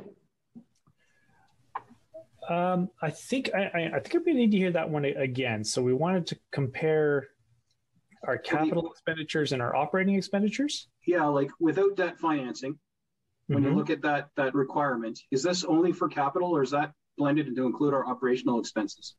This is just capital. This is focused on our capital program because it is the lion's share of how these reserves are used. Okay, fair enough. So that answers that question. My second one. Yes, thank you. My second one was, we're seeing other municipalities around us pulling off a tax freeze, basically a 0% increase on things they can, like obviously water and wastewater. Our hands are largely tied. And, you know, I've been talking about this for a few weeks, and the people that have talked to me clearly didn't fill out the survey. The 57 people out of our 17,000 that decided to participate in that survey that support a 1 or 2% tax increase, I don't think they're the ones that are talking to me and really urging us to hold the line. Let's give Midland ratepayers a break during the pandemic and not raise taxes at all this year. And then of course next year is an election year, so you know we'll be to the councillors that want to raise taxes in an election year. But how feasible, based on what you've seen, and I know you're just reporting on what departments have sent you, how feasible is holding the line in Midland at a high level right now, before we get into all the nuts and bolts and the sliding of the beans from one side to another? Is that a realistic goal for Midland for 2021? Mr. Jeremy, you care to answer, or you would like to wait till the budget deliberations on the 22nd?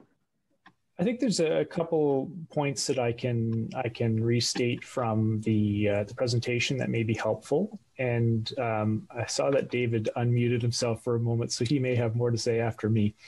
But I'll offer just a couple things in the presentation. So you may recall that in that very long explanation that I had for our base budget, there were a number of cost increases that were unavoidable and or essentially baked into 2021 as a result of prior decisions. And those under themselves, even after taking into account realized assessment growth, we're contributing to a 2% tax rate increase right out of the gate. The other thing that we have is every municipality is in a different situation. Not every municipality has just completed a King Street reconstruction that has generated an extra nearly 1% on our tax rate increase to pay for the debt servicing costs associated with it. Some municipalities may have healthy reserves that they can use for this type of a purpose. We can say that our operating reserves are already in a sense overcommitted by things that we have on the go here.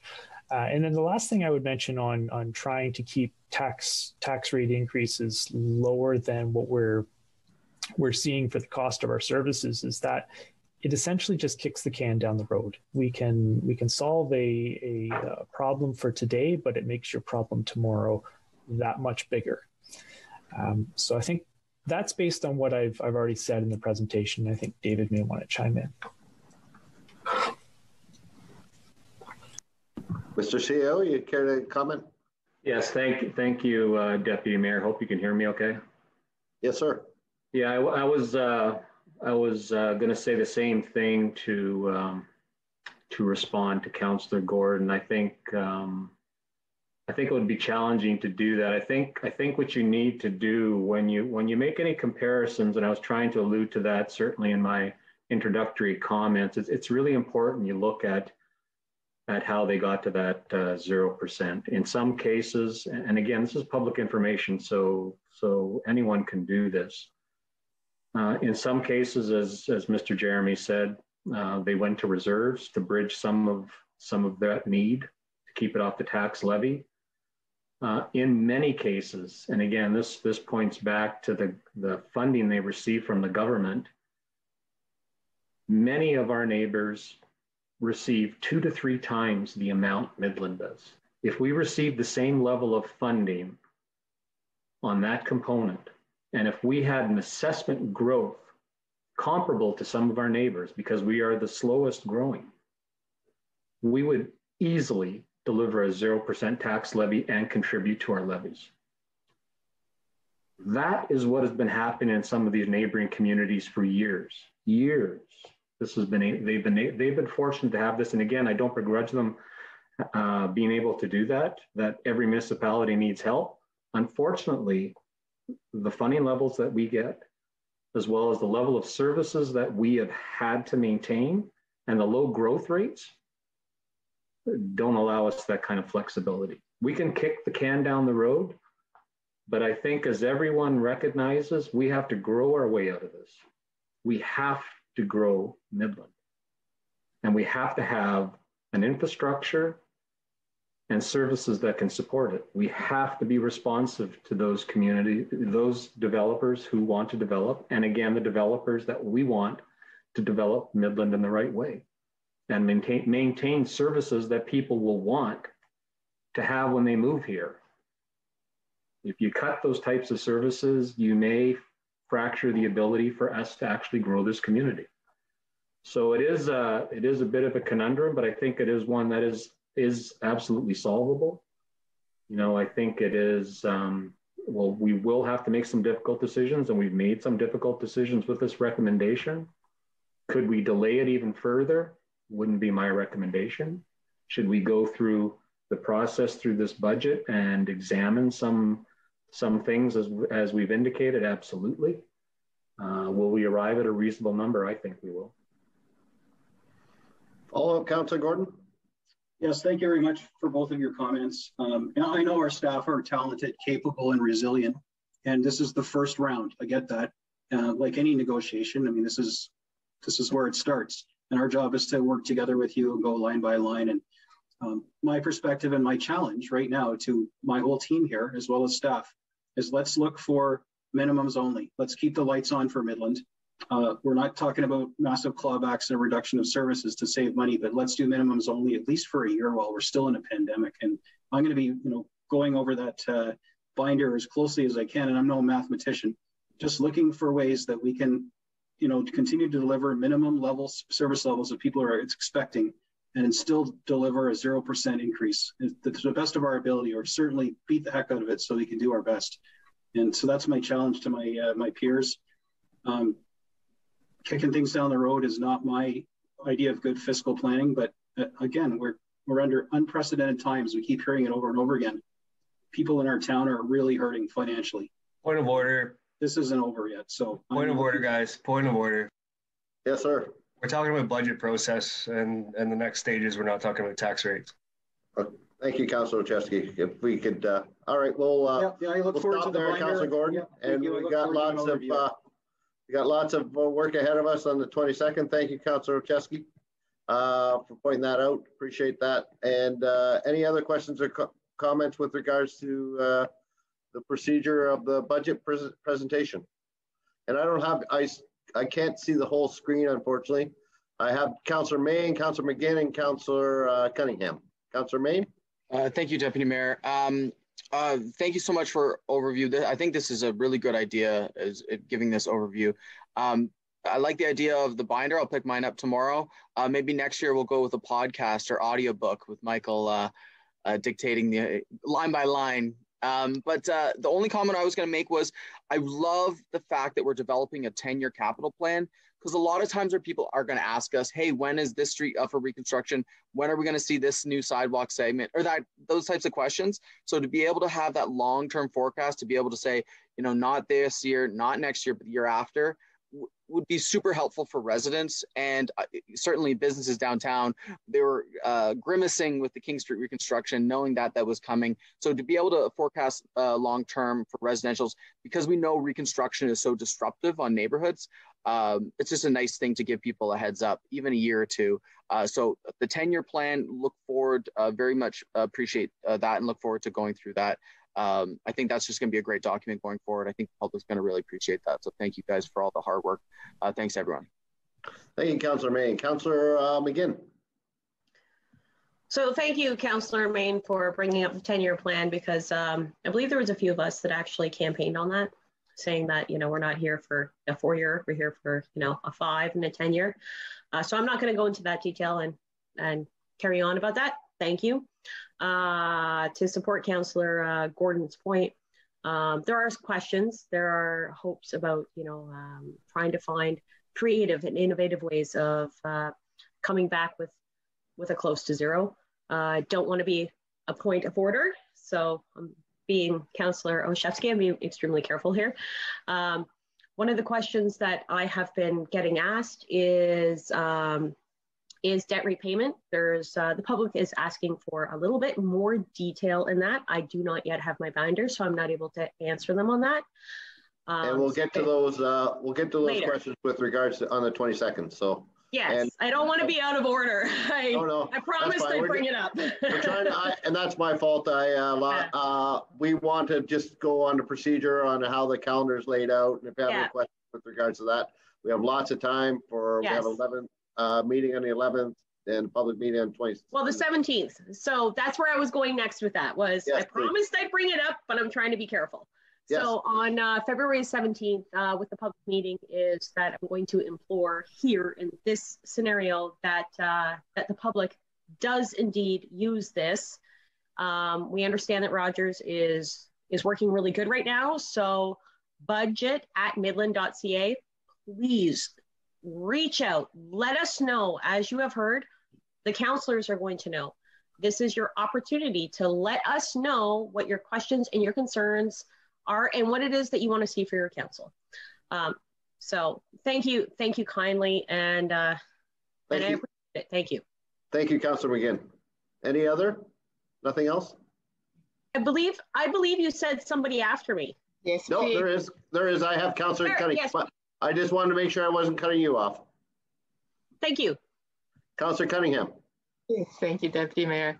I too want to express some appreciation for the context that is being wrapped around our budget in this process. I really am enjoying this. I have not picked up my binder yet. I hope to get down and get it tomorrow morning. I had a question, and maybe it's in the binder or maybe it's aspirational. Both the CAO and our CFO have mentioned about the desperate need for growth to really stop dog paddling.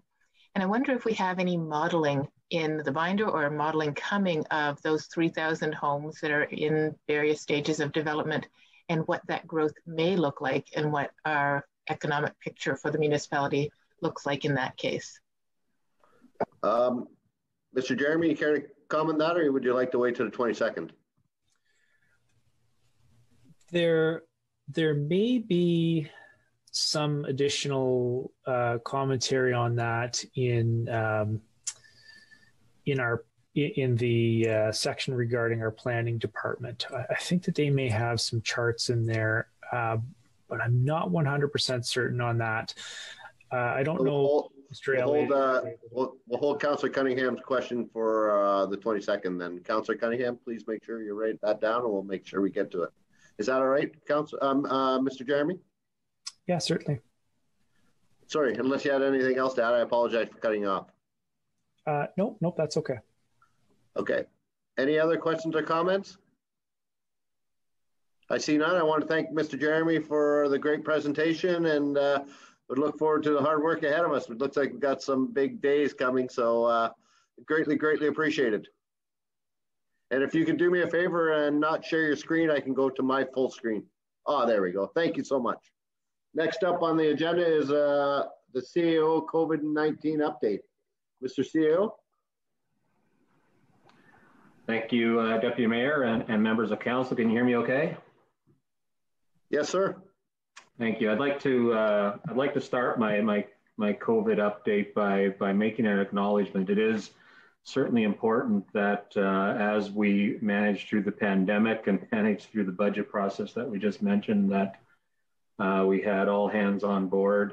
And I want to acknowledge one person in particular who unfortunately will be leaving us on February 12th, but has played just a superlative role in his responsibilities as our executive director as part of our senior leadership team. So Rob Elliott, as you know, has accepted a position with the County of Simcoe as their General Manager of Engineering, Planning, and Environment. So he's staying in the Simcoe family, which is very fortunate for us all in a really important capacity, and one that I know will be important to all of us and to our residents. So it's certainly good for us from that.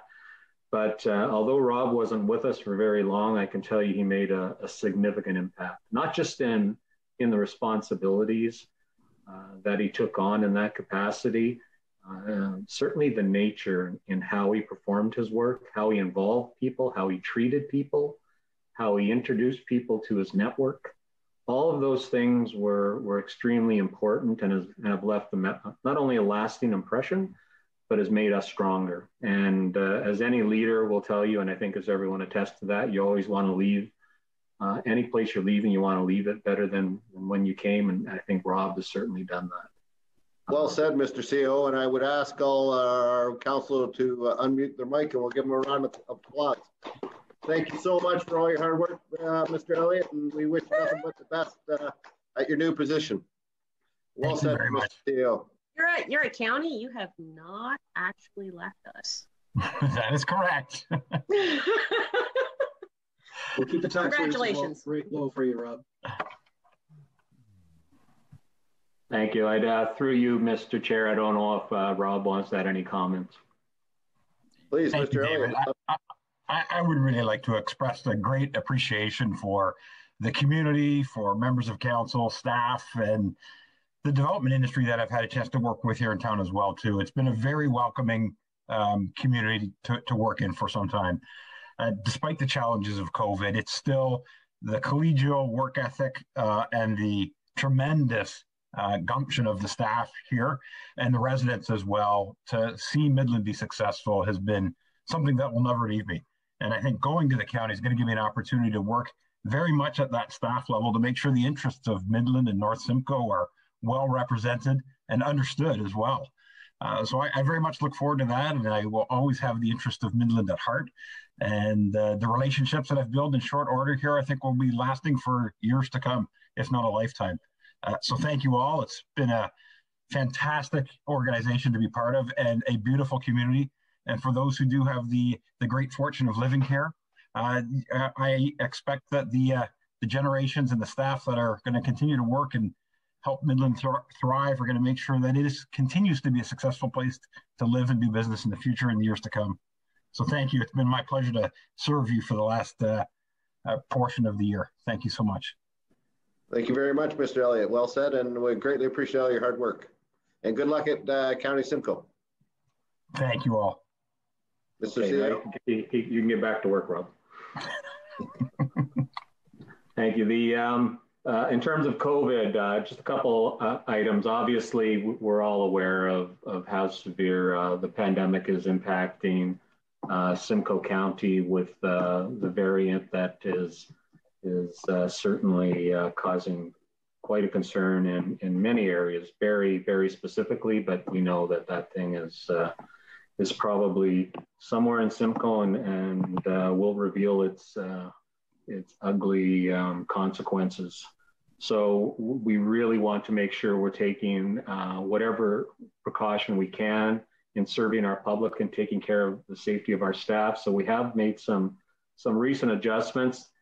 And again, this is not to restrict the services for our residents. It's really just to make sure it's done safely. So we're really trying to enforce, please make appointments for any services that you require. We did have a number of people continually trying to walk up and get their services by knocking on the door and knocking quite aggressively on the door. We are not going to answer those. And it's not that we don't want to serve you, it's we want to manage the flow of people in a very restricted space. That is really the issue here. We don't want more people than are necessary. It's pretty tight quarters at Town Hall for our staff, and we want to protect them and protect our residents. So if you make an appointment, we'll make sure they're spaced out. And we'll make sure that when we actually serve you, we can do it safely. So we certainly made that adjustment. The other adjustment we made, and that was a little earlier in the month, is when we went into lockdown, we did make a determination that we could use some of our staff from the rec center in operational capacity. It's wonderful that we've got the flexibility to do that, and they have the skills, and they are a can-do team, and they will help at any way they can. So we were able to redeploy them into some operational areas, as well as helping out on the planning and the bylaw front. So that was great. Unfortunately, we did have to lay off 3 people. So that is unfortunate. Hopefully this will be temporary as this lockdown occurs and we get COVID under situation. But again, I really want to thank the flexibility of our bargaining units in working with us on making that change happen, and particularly our staff for adjusting to that. So I want to thank them for that. The last thing I'll comment on is I just want to acknowledge our water wastewater team. As some of you may know, we'd alluded to this before, but the work is really continuing. We're amongst a small number of municipalities who are participating with the province and the Simcoe Muskoka Health Unit in doing wastewater testing. And that's really to help determine if you can predict when COVID is evident in your community. So this is being done with the universities. There's some funding provided by the provinces to help and assist in that. But again, I think it speaks to the innovation of Midland. I think it speaks to the expertise of the people working in our water, wastewater area. Andre Pepe is one of our people there who is actually leading that group and making a really valuable contribution, not just for Midland, obviously, but for a very broad community. This could be certainly important research that's looked at internationally. So just wanted to acknowledge the work of our folks in that, and to the innovation that's being embraced. So that's all I have to say in terms of the update, and happy to take any questions if there are any. Thank you very much, Mr. CEO. Any questions or comments with regards to the COVID update? I see none. Thank you. Oh, Councillor Main. I was just going to make a quick point. As we're having outbreaks and people are recovering, if you do know people that are recovering, some people recover very quickly, and some people, as they're referring to them as long haulers, they're having these very long battles, very long. So if you do know people that have been infected and are still suffering, I was talking to a resident in town, and she's still suffering, symptoms, very weak or whatever. So just to be mindful of that. Just because people are better doesn't mean that they're better. So just try to be, just try to share as much love as you can. I know we're all trying to send out all the positive vibes, but just be thoughtful of and try to reach out to anyone you know, because this is, as we all know, is a very difficult time for everyone. Thank you very much, Councillor Main. Any other questions or comments? Councillor Gordon. So one of us has got to say it anyway. So of course, we're still under lockdown restrictions. We have to stay at home unless we have to go out for what's deemed to be an essential need. For a lot of people, that's eating. And shopping for essential items. Just continue to please support the local merchants. Downtown, yes, but we have lots of merchants that aren't just downtown. Continue to do curbside and shop local as much as you can, because this isn't going away anytime soon. and we need to make sure they're still there for us when this is behind us. So the efforts of the staff, and the reduction in physical face-to-face services at town hall are inevitable and unavoidable. So please don't look at it like we're trying to cop out and not serve you guys. Just keep looking after each other and looking after our local businesses, and keep shopping in locally for everything you can. It really means so much to everybody. Thanks for all the work the staff are doing. Thank you, Councillor Gordon. Councillor McGinn? So I support everything that was said prior to me, and I think this is the appropriate time to make a comment about how this psychologically and emotionally affects a lot of people, and that we're talking about the tangible effects, the immediate needs within your household, the things you can see. It takes a long time occasionally to see the emotional and mental effects of isolation and changes that are put upon us. So to all the people who are out there, to my neighbors, my friends, my family, to my colleagues, your mental health matters. We just had Bell Talk Days, but it matters. It matters every single day. Please do not be afraid to reach out. Do not be afraid to reach out to one of us. Do not be afraid to reach out to your family members. I believe that I may be speaking inappropriately here, but I feel I know my peers well enough to believe that they are behind me on this. Please nod your head if you are, that your mental health matters and we support you in this. If you need to call somebody, we support you in this. We're behind you. If you're worried, we support you in this. If you're concerned about somebody else, we support you in this. We're not just elected officials, we are people. We support you as people and as your elected officials. Please do not be afraid to ask for help. Well said, Councillor McGinn. And if there's not anybody that hasn't been affected by this COVID-19, it's been probably the longest year of any of our lives, and hopefully it will be over soon. But thank you, Mr. CEO, for the update, and thank you to all the staff for all the hard work. I know I, for one, when we have the updates on Monday, it's only a few minutes, but you sure learn a lot in that short little time of what's going on. And as a county councillor, and I know the mayor would agree that we're not alone. There's every community, we all know that, but everybody's going through the same things, and just hope and pray that we get this vaccine and that we're all able to go back to somewhat normal life. So thank you very much. And as Councillor McGinn said, we're all here for you. So we're a great community, and we always have been. Next up is notice of motions. If any councillor has a notice of motion to bring forward, please, this is your time. I see none. Any announcements? Councillor Olszewski.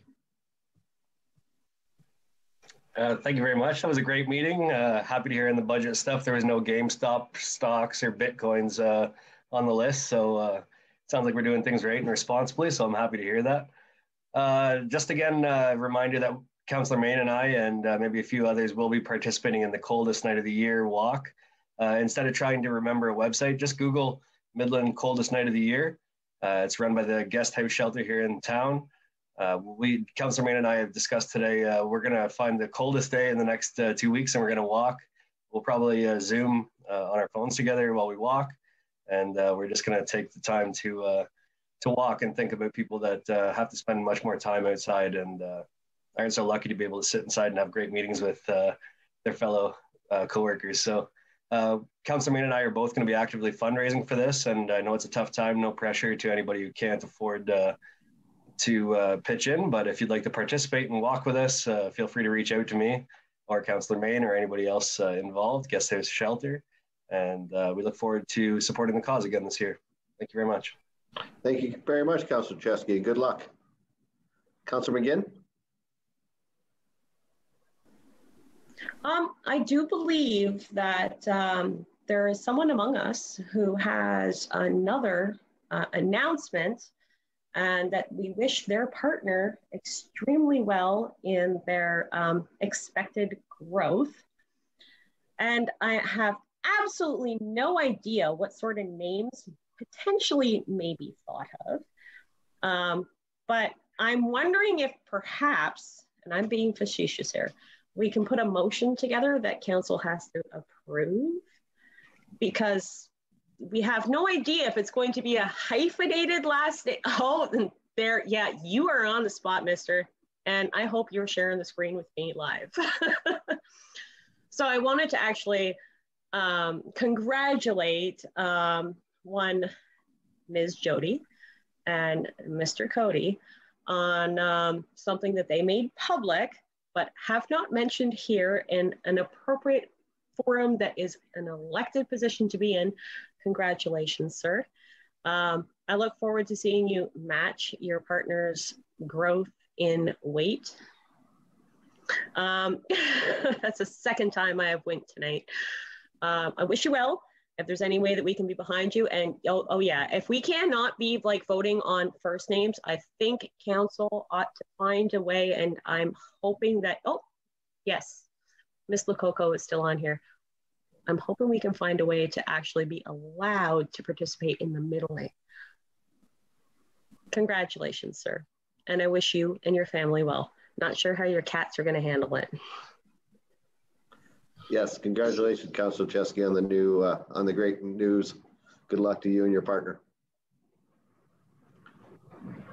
Councillor Gordon.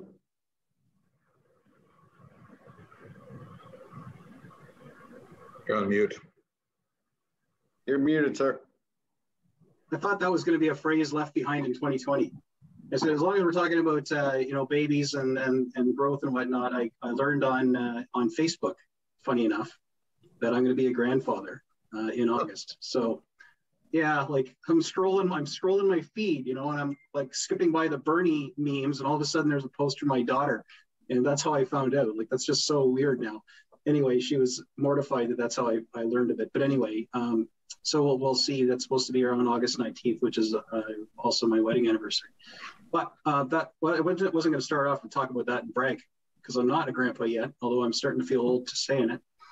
I did want to reference the input that I think we've all been getting, these resist MZO form letters. So people are filling out petitions online to, you know, urging their local municipalities to resist, you know, ministerial zoning orders, which is a planning tool that is available to the provincial government. And I think we all get these emails. At least I get no shortage of them. And I just want to let people know that I typically respond to emails that are sent to me personally, but just the sheer volume of these bad boys and the fact that they're literally a form letter, I haven't been responding. So for people watching, you know, wondering why isn't he emailing me? Form letters I typically don't acknowledge receipt of because they're form letters, and they clearly are. But I am getting them, and I am trying to read up on it. And as far as I know, it's not something that's before Midland right now. But I will be taking your comments to heart if it ever does land in our lap. And secondly, from the mailbag too, I've been getting a lot of communications, people with grave concerns about what's going to happen to the trail system, mountain bikes and otherwise, up on where we're doing the scope secondary plan up behind Mountain View Mall. And a lot of concern over, you know, that's going to vanish and disappear overnight. And I just wanted to let you know as well too, I'm getting a lot of emails and calls about that. And that's something that council will talk about as it progresses. And I'm sure there'll be lots of input on from a planning perspective, and no one's going to be mowing down trees and shutting this largely private property down anyway, anytime soon. But I just wanted to call those two things out because I am getting a lot of contacts on those, and it's difficult to follow up on them all. So thank you for continuing to reach out to me, and I'm sure fellow councillors here are also getting the same communications and hearing what you're saying. So thank you. Thank you very much, Councillor Gordon, and congratulations, Grandpa. Any other announcements? I see none. I'll move on. Unfortunately, Your Worship, I don't have the motion to get out here. You may have it in front of you. If you do, I'll leave it to you. Thank you, Deputy Mayor. So there's a motion moved by Councillor Prost, seconded by Councillor Shevsky, that the Committee of the Whole rise and report. All those in favor? Thank you. That carries. Thank you very much, Your Worship, and thank you, everyone. Thank you, Deputy Mayor. Next, we have a motion moved by Councillor Cunningham, second by Deputy Mayor Ross, that the recommendations of the Committee of the Whole for the meeting of February 3rd, 2021 be adopted as resolutions of Council. Any comments or questions with regard to the motion? Seeing none, all in favor? Thank you, and that carries.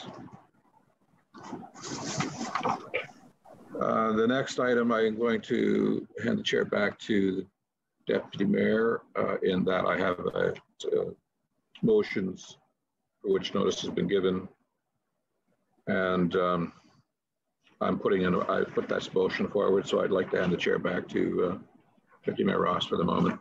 Sure, I'll allow, if you would like to read the motion and we'll discuss it, I'll take any questions or comments, if that's fine with you, Your Worship. Thank you, Deputy Mayor. So it's moved by myself, seconded by Deputy Mayor Ross.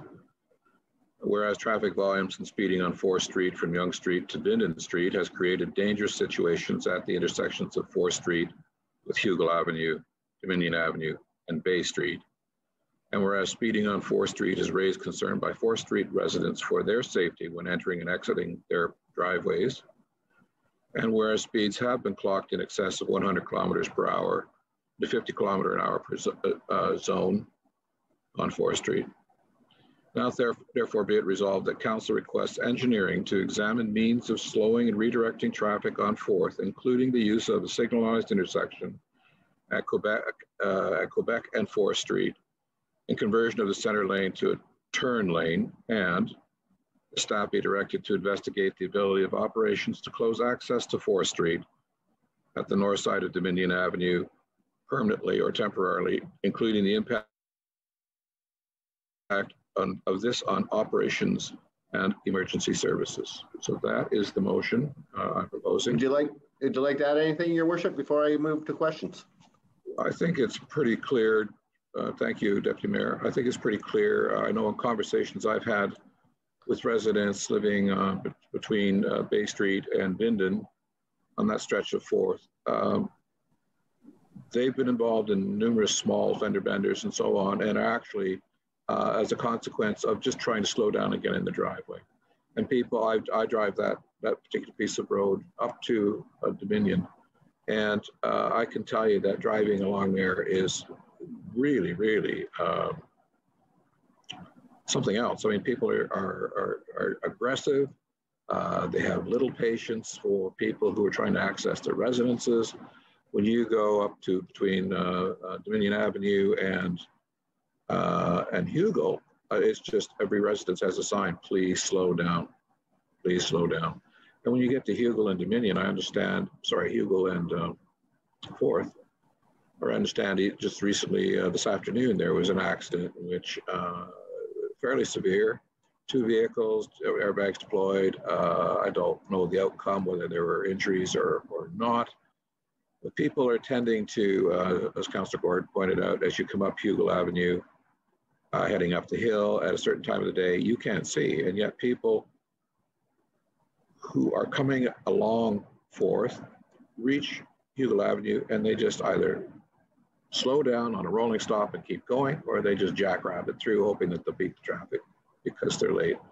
So I think that it's high time that we do something proactive to make that street a lot safer for residents, and to try and deal with volumes which clearly are not appropriate for that particular street. So I put this to Council as a means of doing that, and having staff look at the implications before we actually do anything. But I think it's high time we actually stop this as a thoroughfare right through to Harborview and beyond. So thank you. Well said, Your Worship, and I think we're seeing a lot of nods ahead. So any other questions or comments before we call the vote? Councillor Gordon, and then I'll have Councillor Main. Yeah, so just to be clear, we're not like saying we're going to do this and shut the road down. We're just asking for staff's input on it to look into it because there's identified need. So correct. I 100% support that. I know from working, my many years in town in the policing side of house, Bay and 4th was our #1 collision intersection in the town of Midland for at least 10 years worth of stats, as long as I collected them and we visualized them on maps. you'd think, with all the accidents all over the rest of the town, King Street, Hugo, and up at the mall of all places where we have tons of people getting into the bang-ups, nothing was close to 4th and Bay. It's a bad intersection. And there's really no reason to slow down. I mean, common sense would tell you to, but there's a back order of that, supply chain issues. So I think that exploring the option of putting barriers of some kind, I don't know if we're talking Jersey barriers or a planter or what, as long as it's feasible by, letting winter snow clearance happen and everything, I think that's an interesting option to explore, because it is a through street. I mean, it's the way we used to take prisoners back and forth to jail to the courts. That was the road. We didn't take any other way. That was the most direct route. So slowing them down and exploring that, I think makes a good sense. So I definitely support this motion, and I look forward to what staff bring back to us. Thank you, Councillor Gordon. Councillor Main. Thank you very much. As somebody who lives on the 4th Street corridor, neighbors bring this up very frequently. I was out for a walk, saw the accident today, seen the accidents before, and I even saw on January 13th the OPP officer even pulling somebody over on 4th Street because they were going so fast over the hill.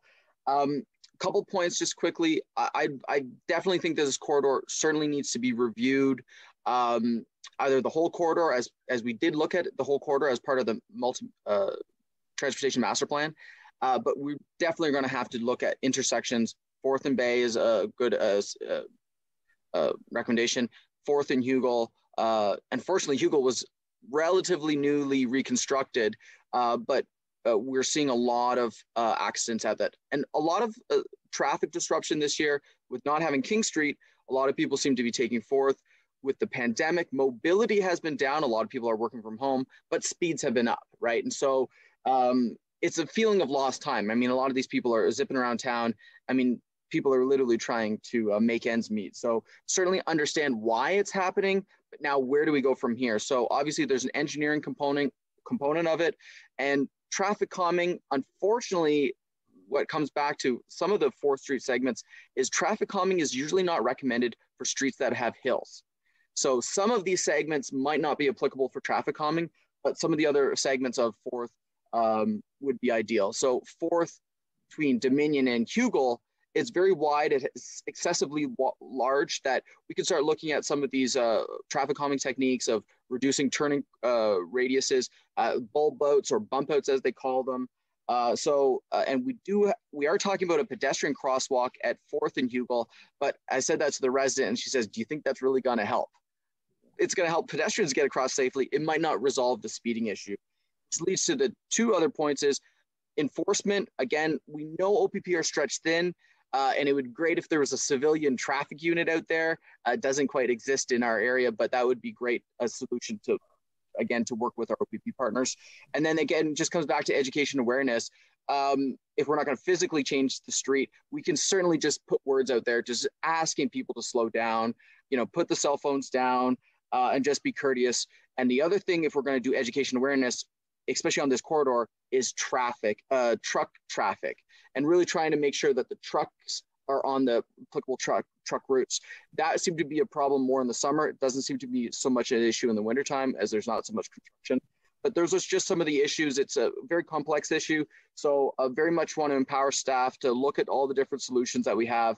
And I know the residents would be very much appreciated if we do anything to help alleviate this.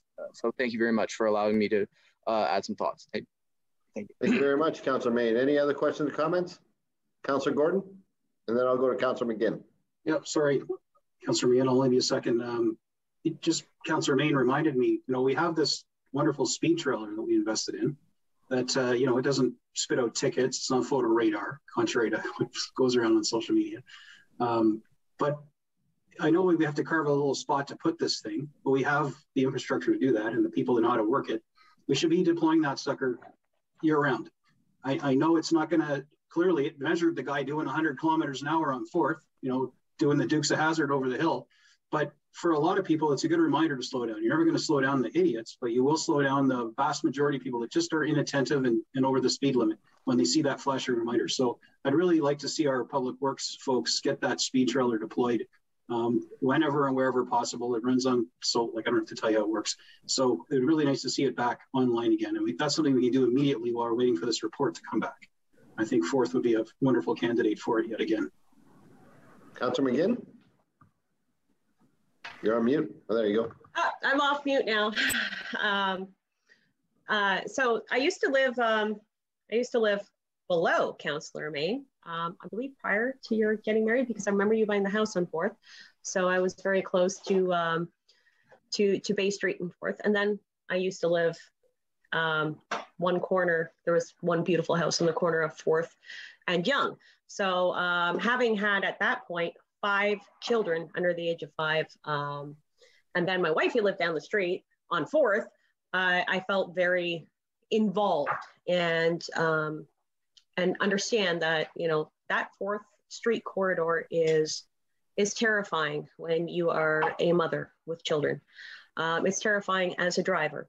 It's terrifying to attempt to navigate those corners. So, Mr. Mayor, thank you very much for bringing this forward. I think that if something were done at Bay and 4th, that the effects are going to carry on up to Yonge and 4th, where there is a set of lights. And to the point that Councillor Gordon said about, you know, prisoner transfers, I think if we start somewhere, that it's going to have a ripple effect around. Councillor Main, so what you said about, you know, the hills, that's a blind hill when you're coming up. It truly, honestly is. There's not much that we can actually do about, you know, changing that hill being it. But if we were to do something prior to the hill, I think that it's one of the best things that we can do for that little neighborhood. So I support this, and thank you for bringing it forward. It's absolutely fantastic. As for a speed trailer, I'm not sure what the max is on it. You know, is it going to catch people doing 120 trying to come to a skidding stop, you know, at a red that is actually, it's actually a pedestrian light. It's not a traffic light. That's one of the things also that is hard for people to navigate. There's been times personally where I was there where I would just push it. I would. When I used to live there, I'd be like, enough is enough. Traffic's got to stop. Somebody's trying to turn. So there's an admission there. So there's things that can change, and thank you. I support this moving forward. Thank you very much. Any other questions or comments? Last one, Councillor Gordon. Yeah, sorry, this is a quickie. I'm going to pass the ball to you or the mayor.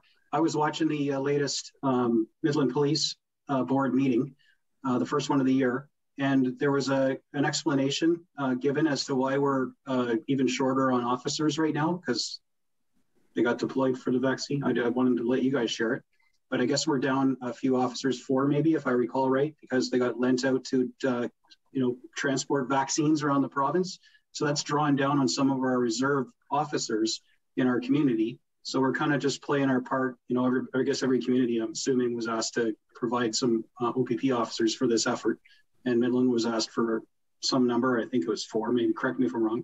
So we are a bit lower on enforcement. Now, it's kind of the elephant in the room. We should, if we're talking about traffic problems and spending money on putting lights in and closing roads, I'm sure there's people screaming at their internet going, where are the cops? You know, and so I think we do need to speak to that one little fact. And I think ideally it would be the mayor or deputy mayor, since you're on the board, rather than me paraphrasing, perhaps even incorrectly. I'm lobbing it to you guys.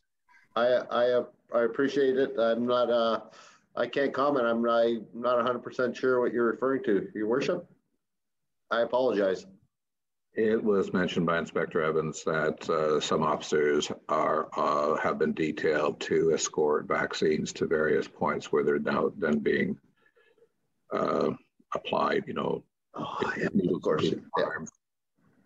Which is an interesting comment in itself, that it's a commodity such that it needs a police escort. Says something about our society. I don't think that's a full-time deployment. There are officers out on training at the moment for their personal advancement and to augment capabilities in the detachment. Traffic, as I understand it, is one of the big 4 for the OPP. in a variety of ways, and they spend a lot of time doing traffic enforcement. So that's right from Inspector Evans, and also prior to him from Inspector Ferguson. It comes right down through the OPP strategic planning. They are down, as for a lot of organizations, they're experiencing retirements and recruitment challenges to refill positions. So there are issues around ensuring that they stay at complement across the province. I'm sure that I know they're not alone. We're having issues staying at complement here at Town Hall. Because when you look at it, used to be you had 12 people per retired individual in the workforce. It's now down to somewhere around 3, projected to be 2 in the next 10 years or so. It's an issue across the board, and that's why I believe you see the federal government and all the way down through the province to the county promoting immigration and to have people who emigrate to Canada to move out throughout the country. So, but that's a side. Yeah, that's a long, we're off topic now. Thank you very much, Your Worship, for answering the question and refreshing my memory. Yes, I appreciate that. So we're going to call the vote. All those in favor of this motion? I see unanimously. Wonderful. Thank you, Your Worship. I'll turn it back over to you, and we'll finish up the meeting. Thank you, Deputy Mayor. So 2 more motions, and that's it. Moved by Deputy Mayor Ross, seconded by Councillor McGinn, that bylaw 2021-3, being a bylaw to adopt the proceedings of the regular council meeting with closed session held February 3rd, 2021, be passed and enacted. All those in favor? Thank you. That's unanimous as well. And finally, moved by Councillor Gordon, seconded by Councillor Cunningham, that this regular meeting of council with closed session adjourn at 21:36. All those in favor? Thank you. Stay safe, be well, and we'll see you on the 17th, I guess. Thanks for a great evening. Congratulations, Grandpa and Dad. Yeah. Take care.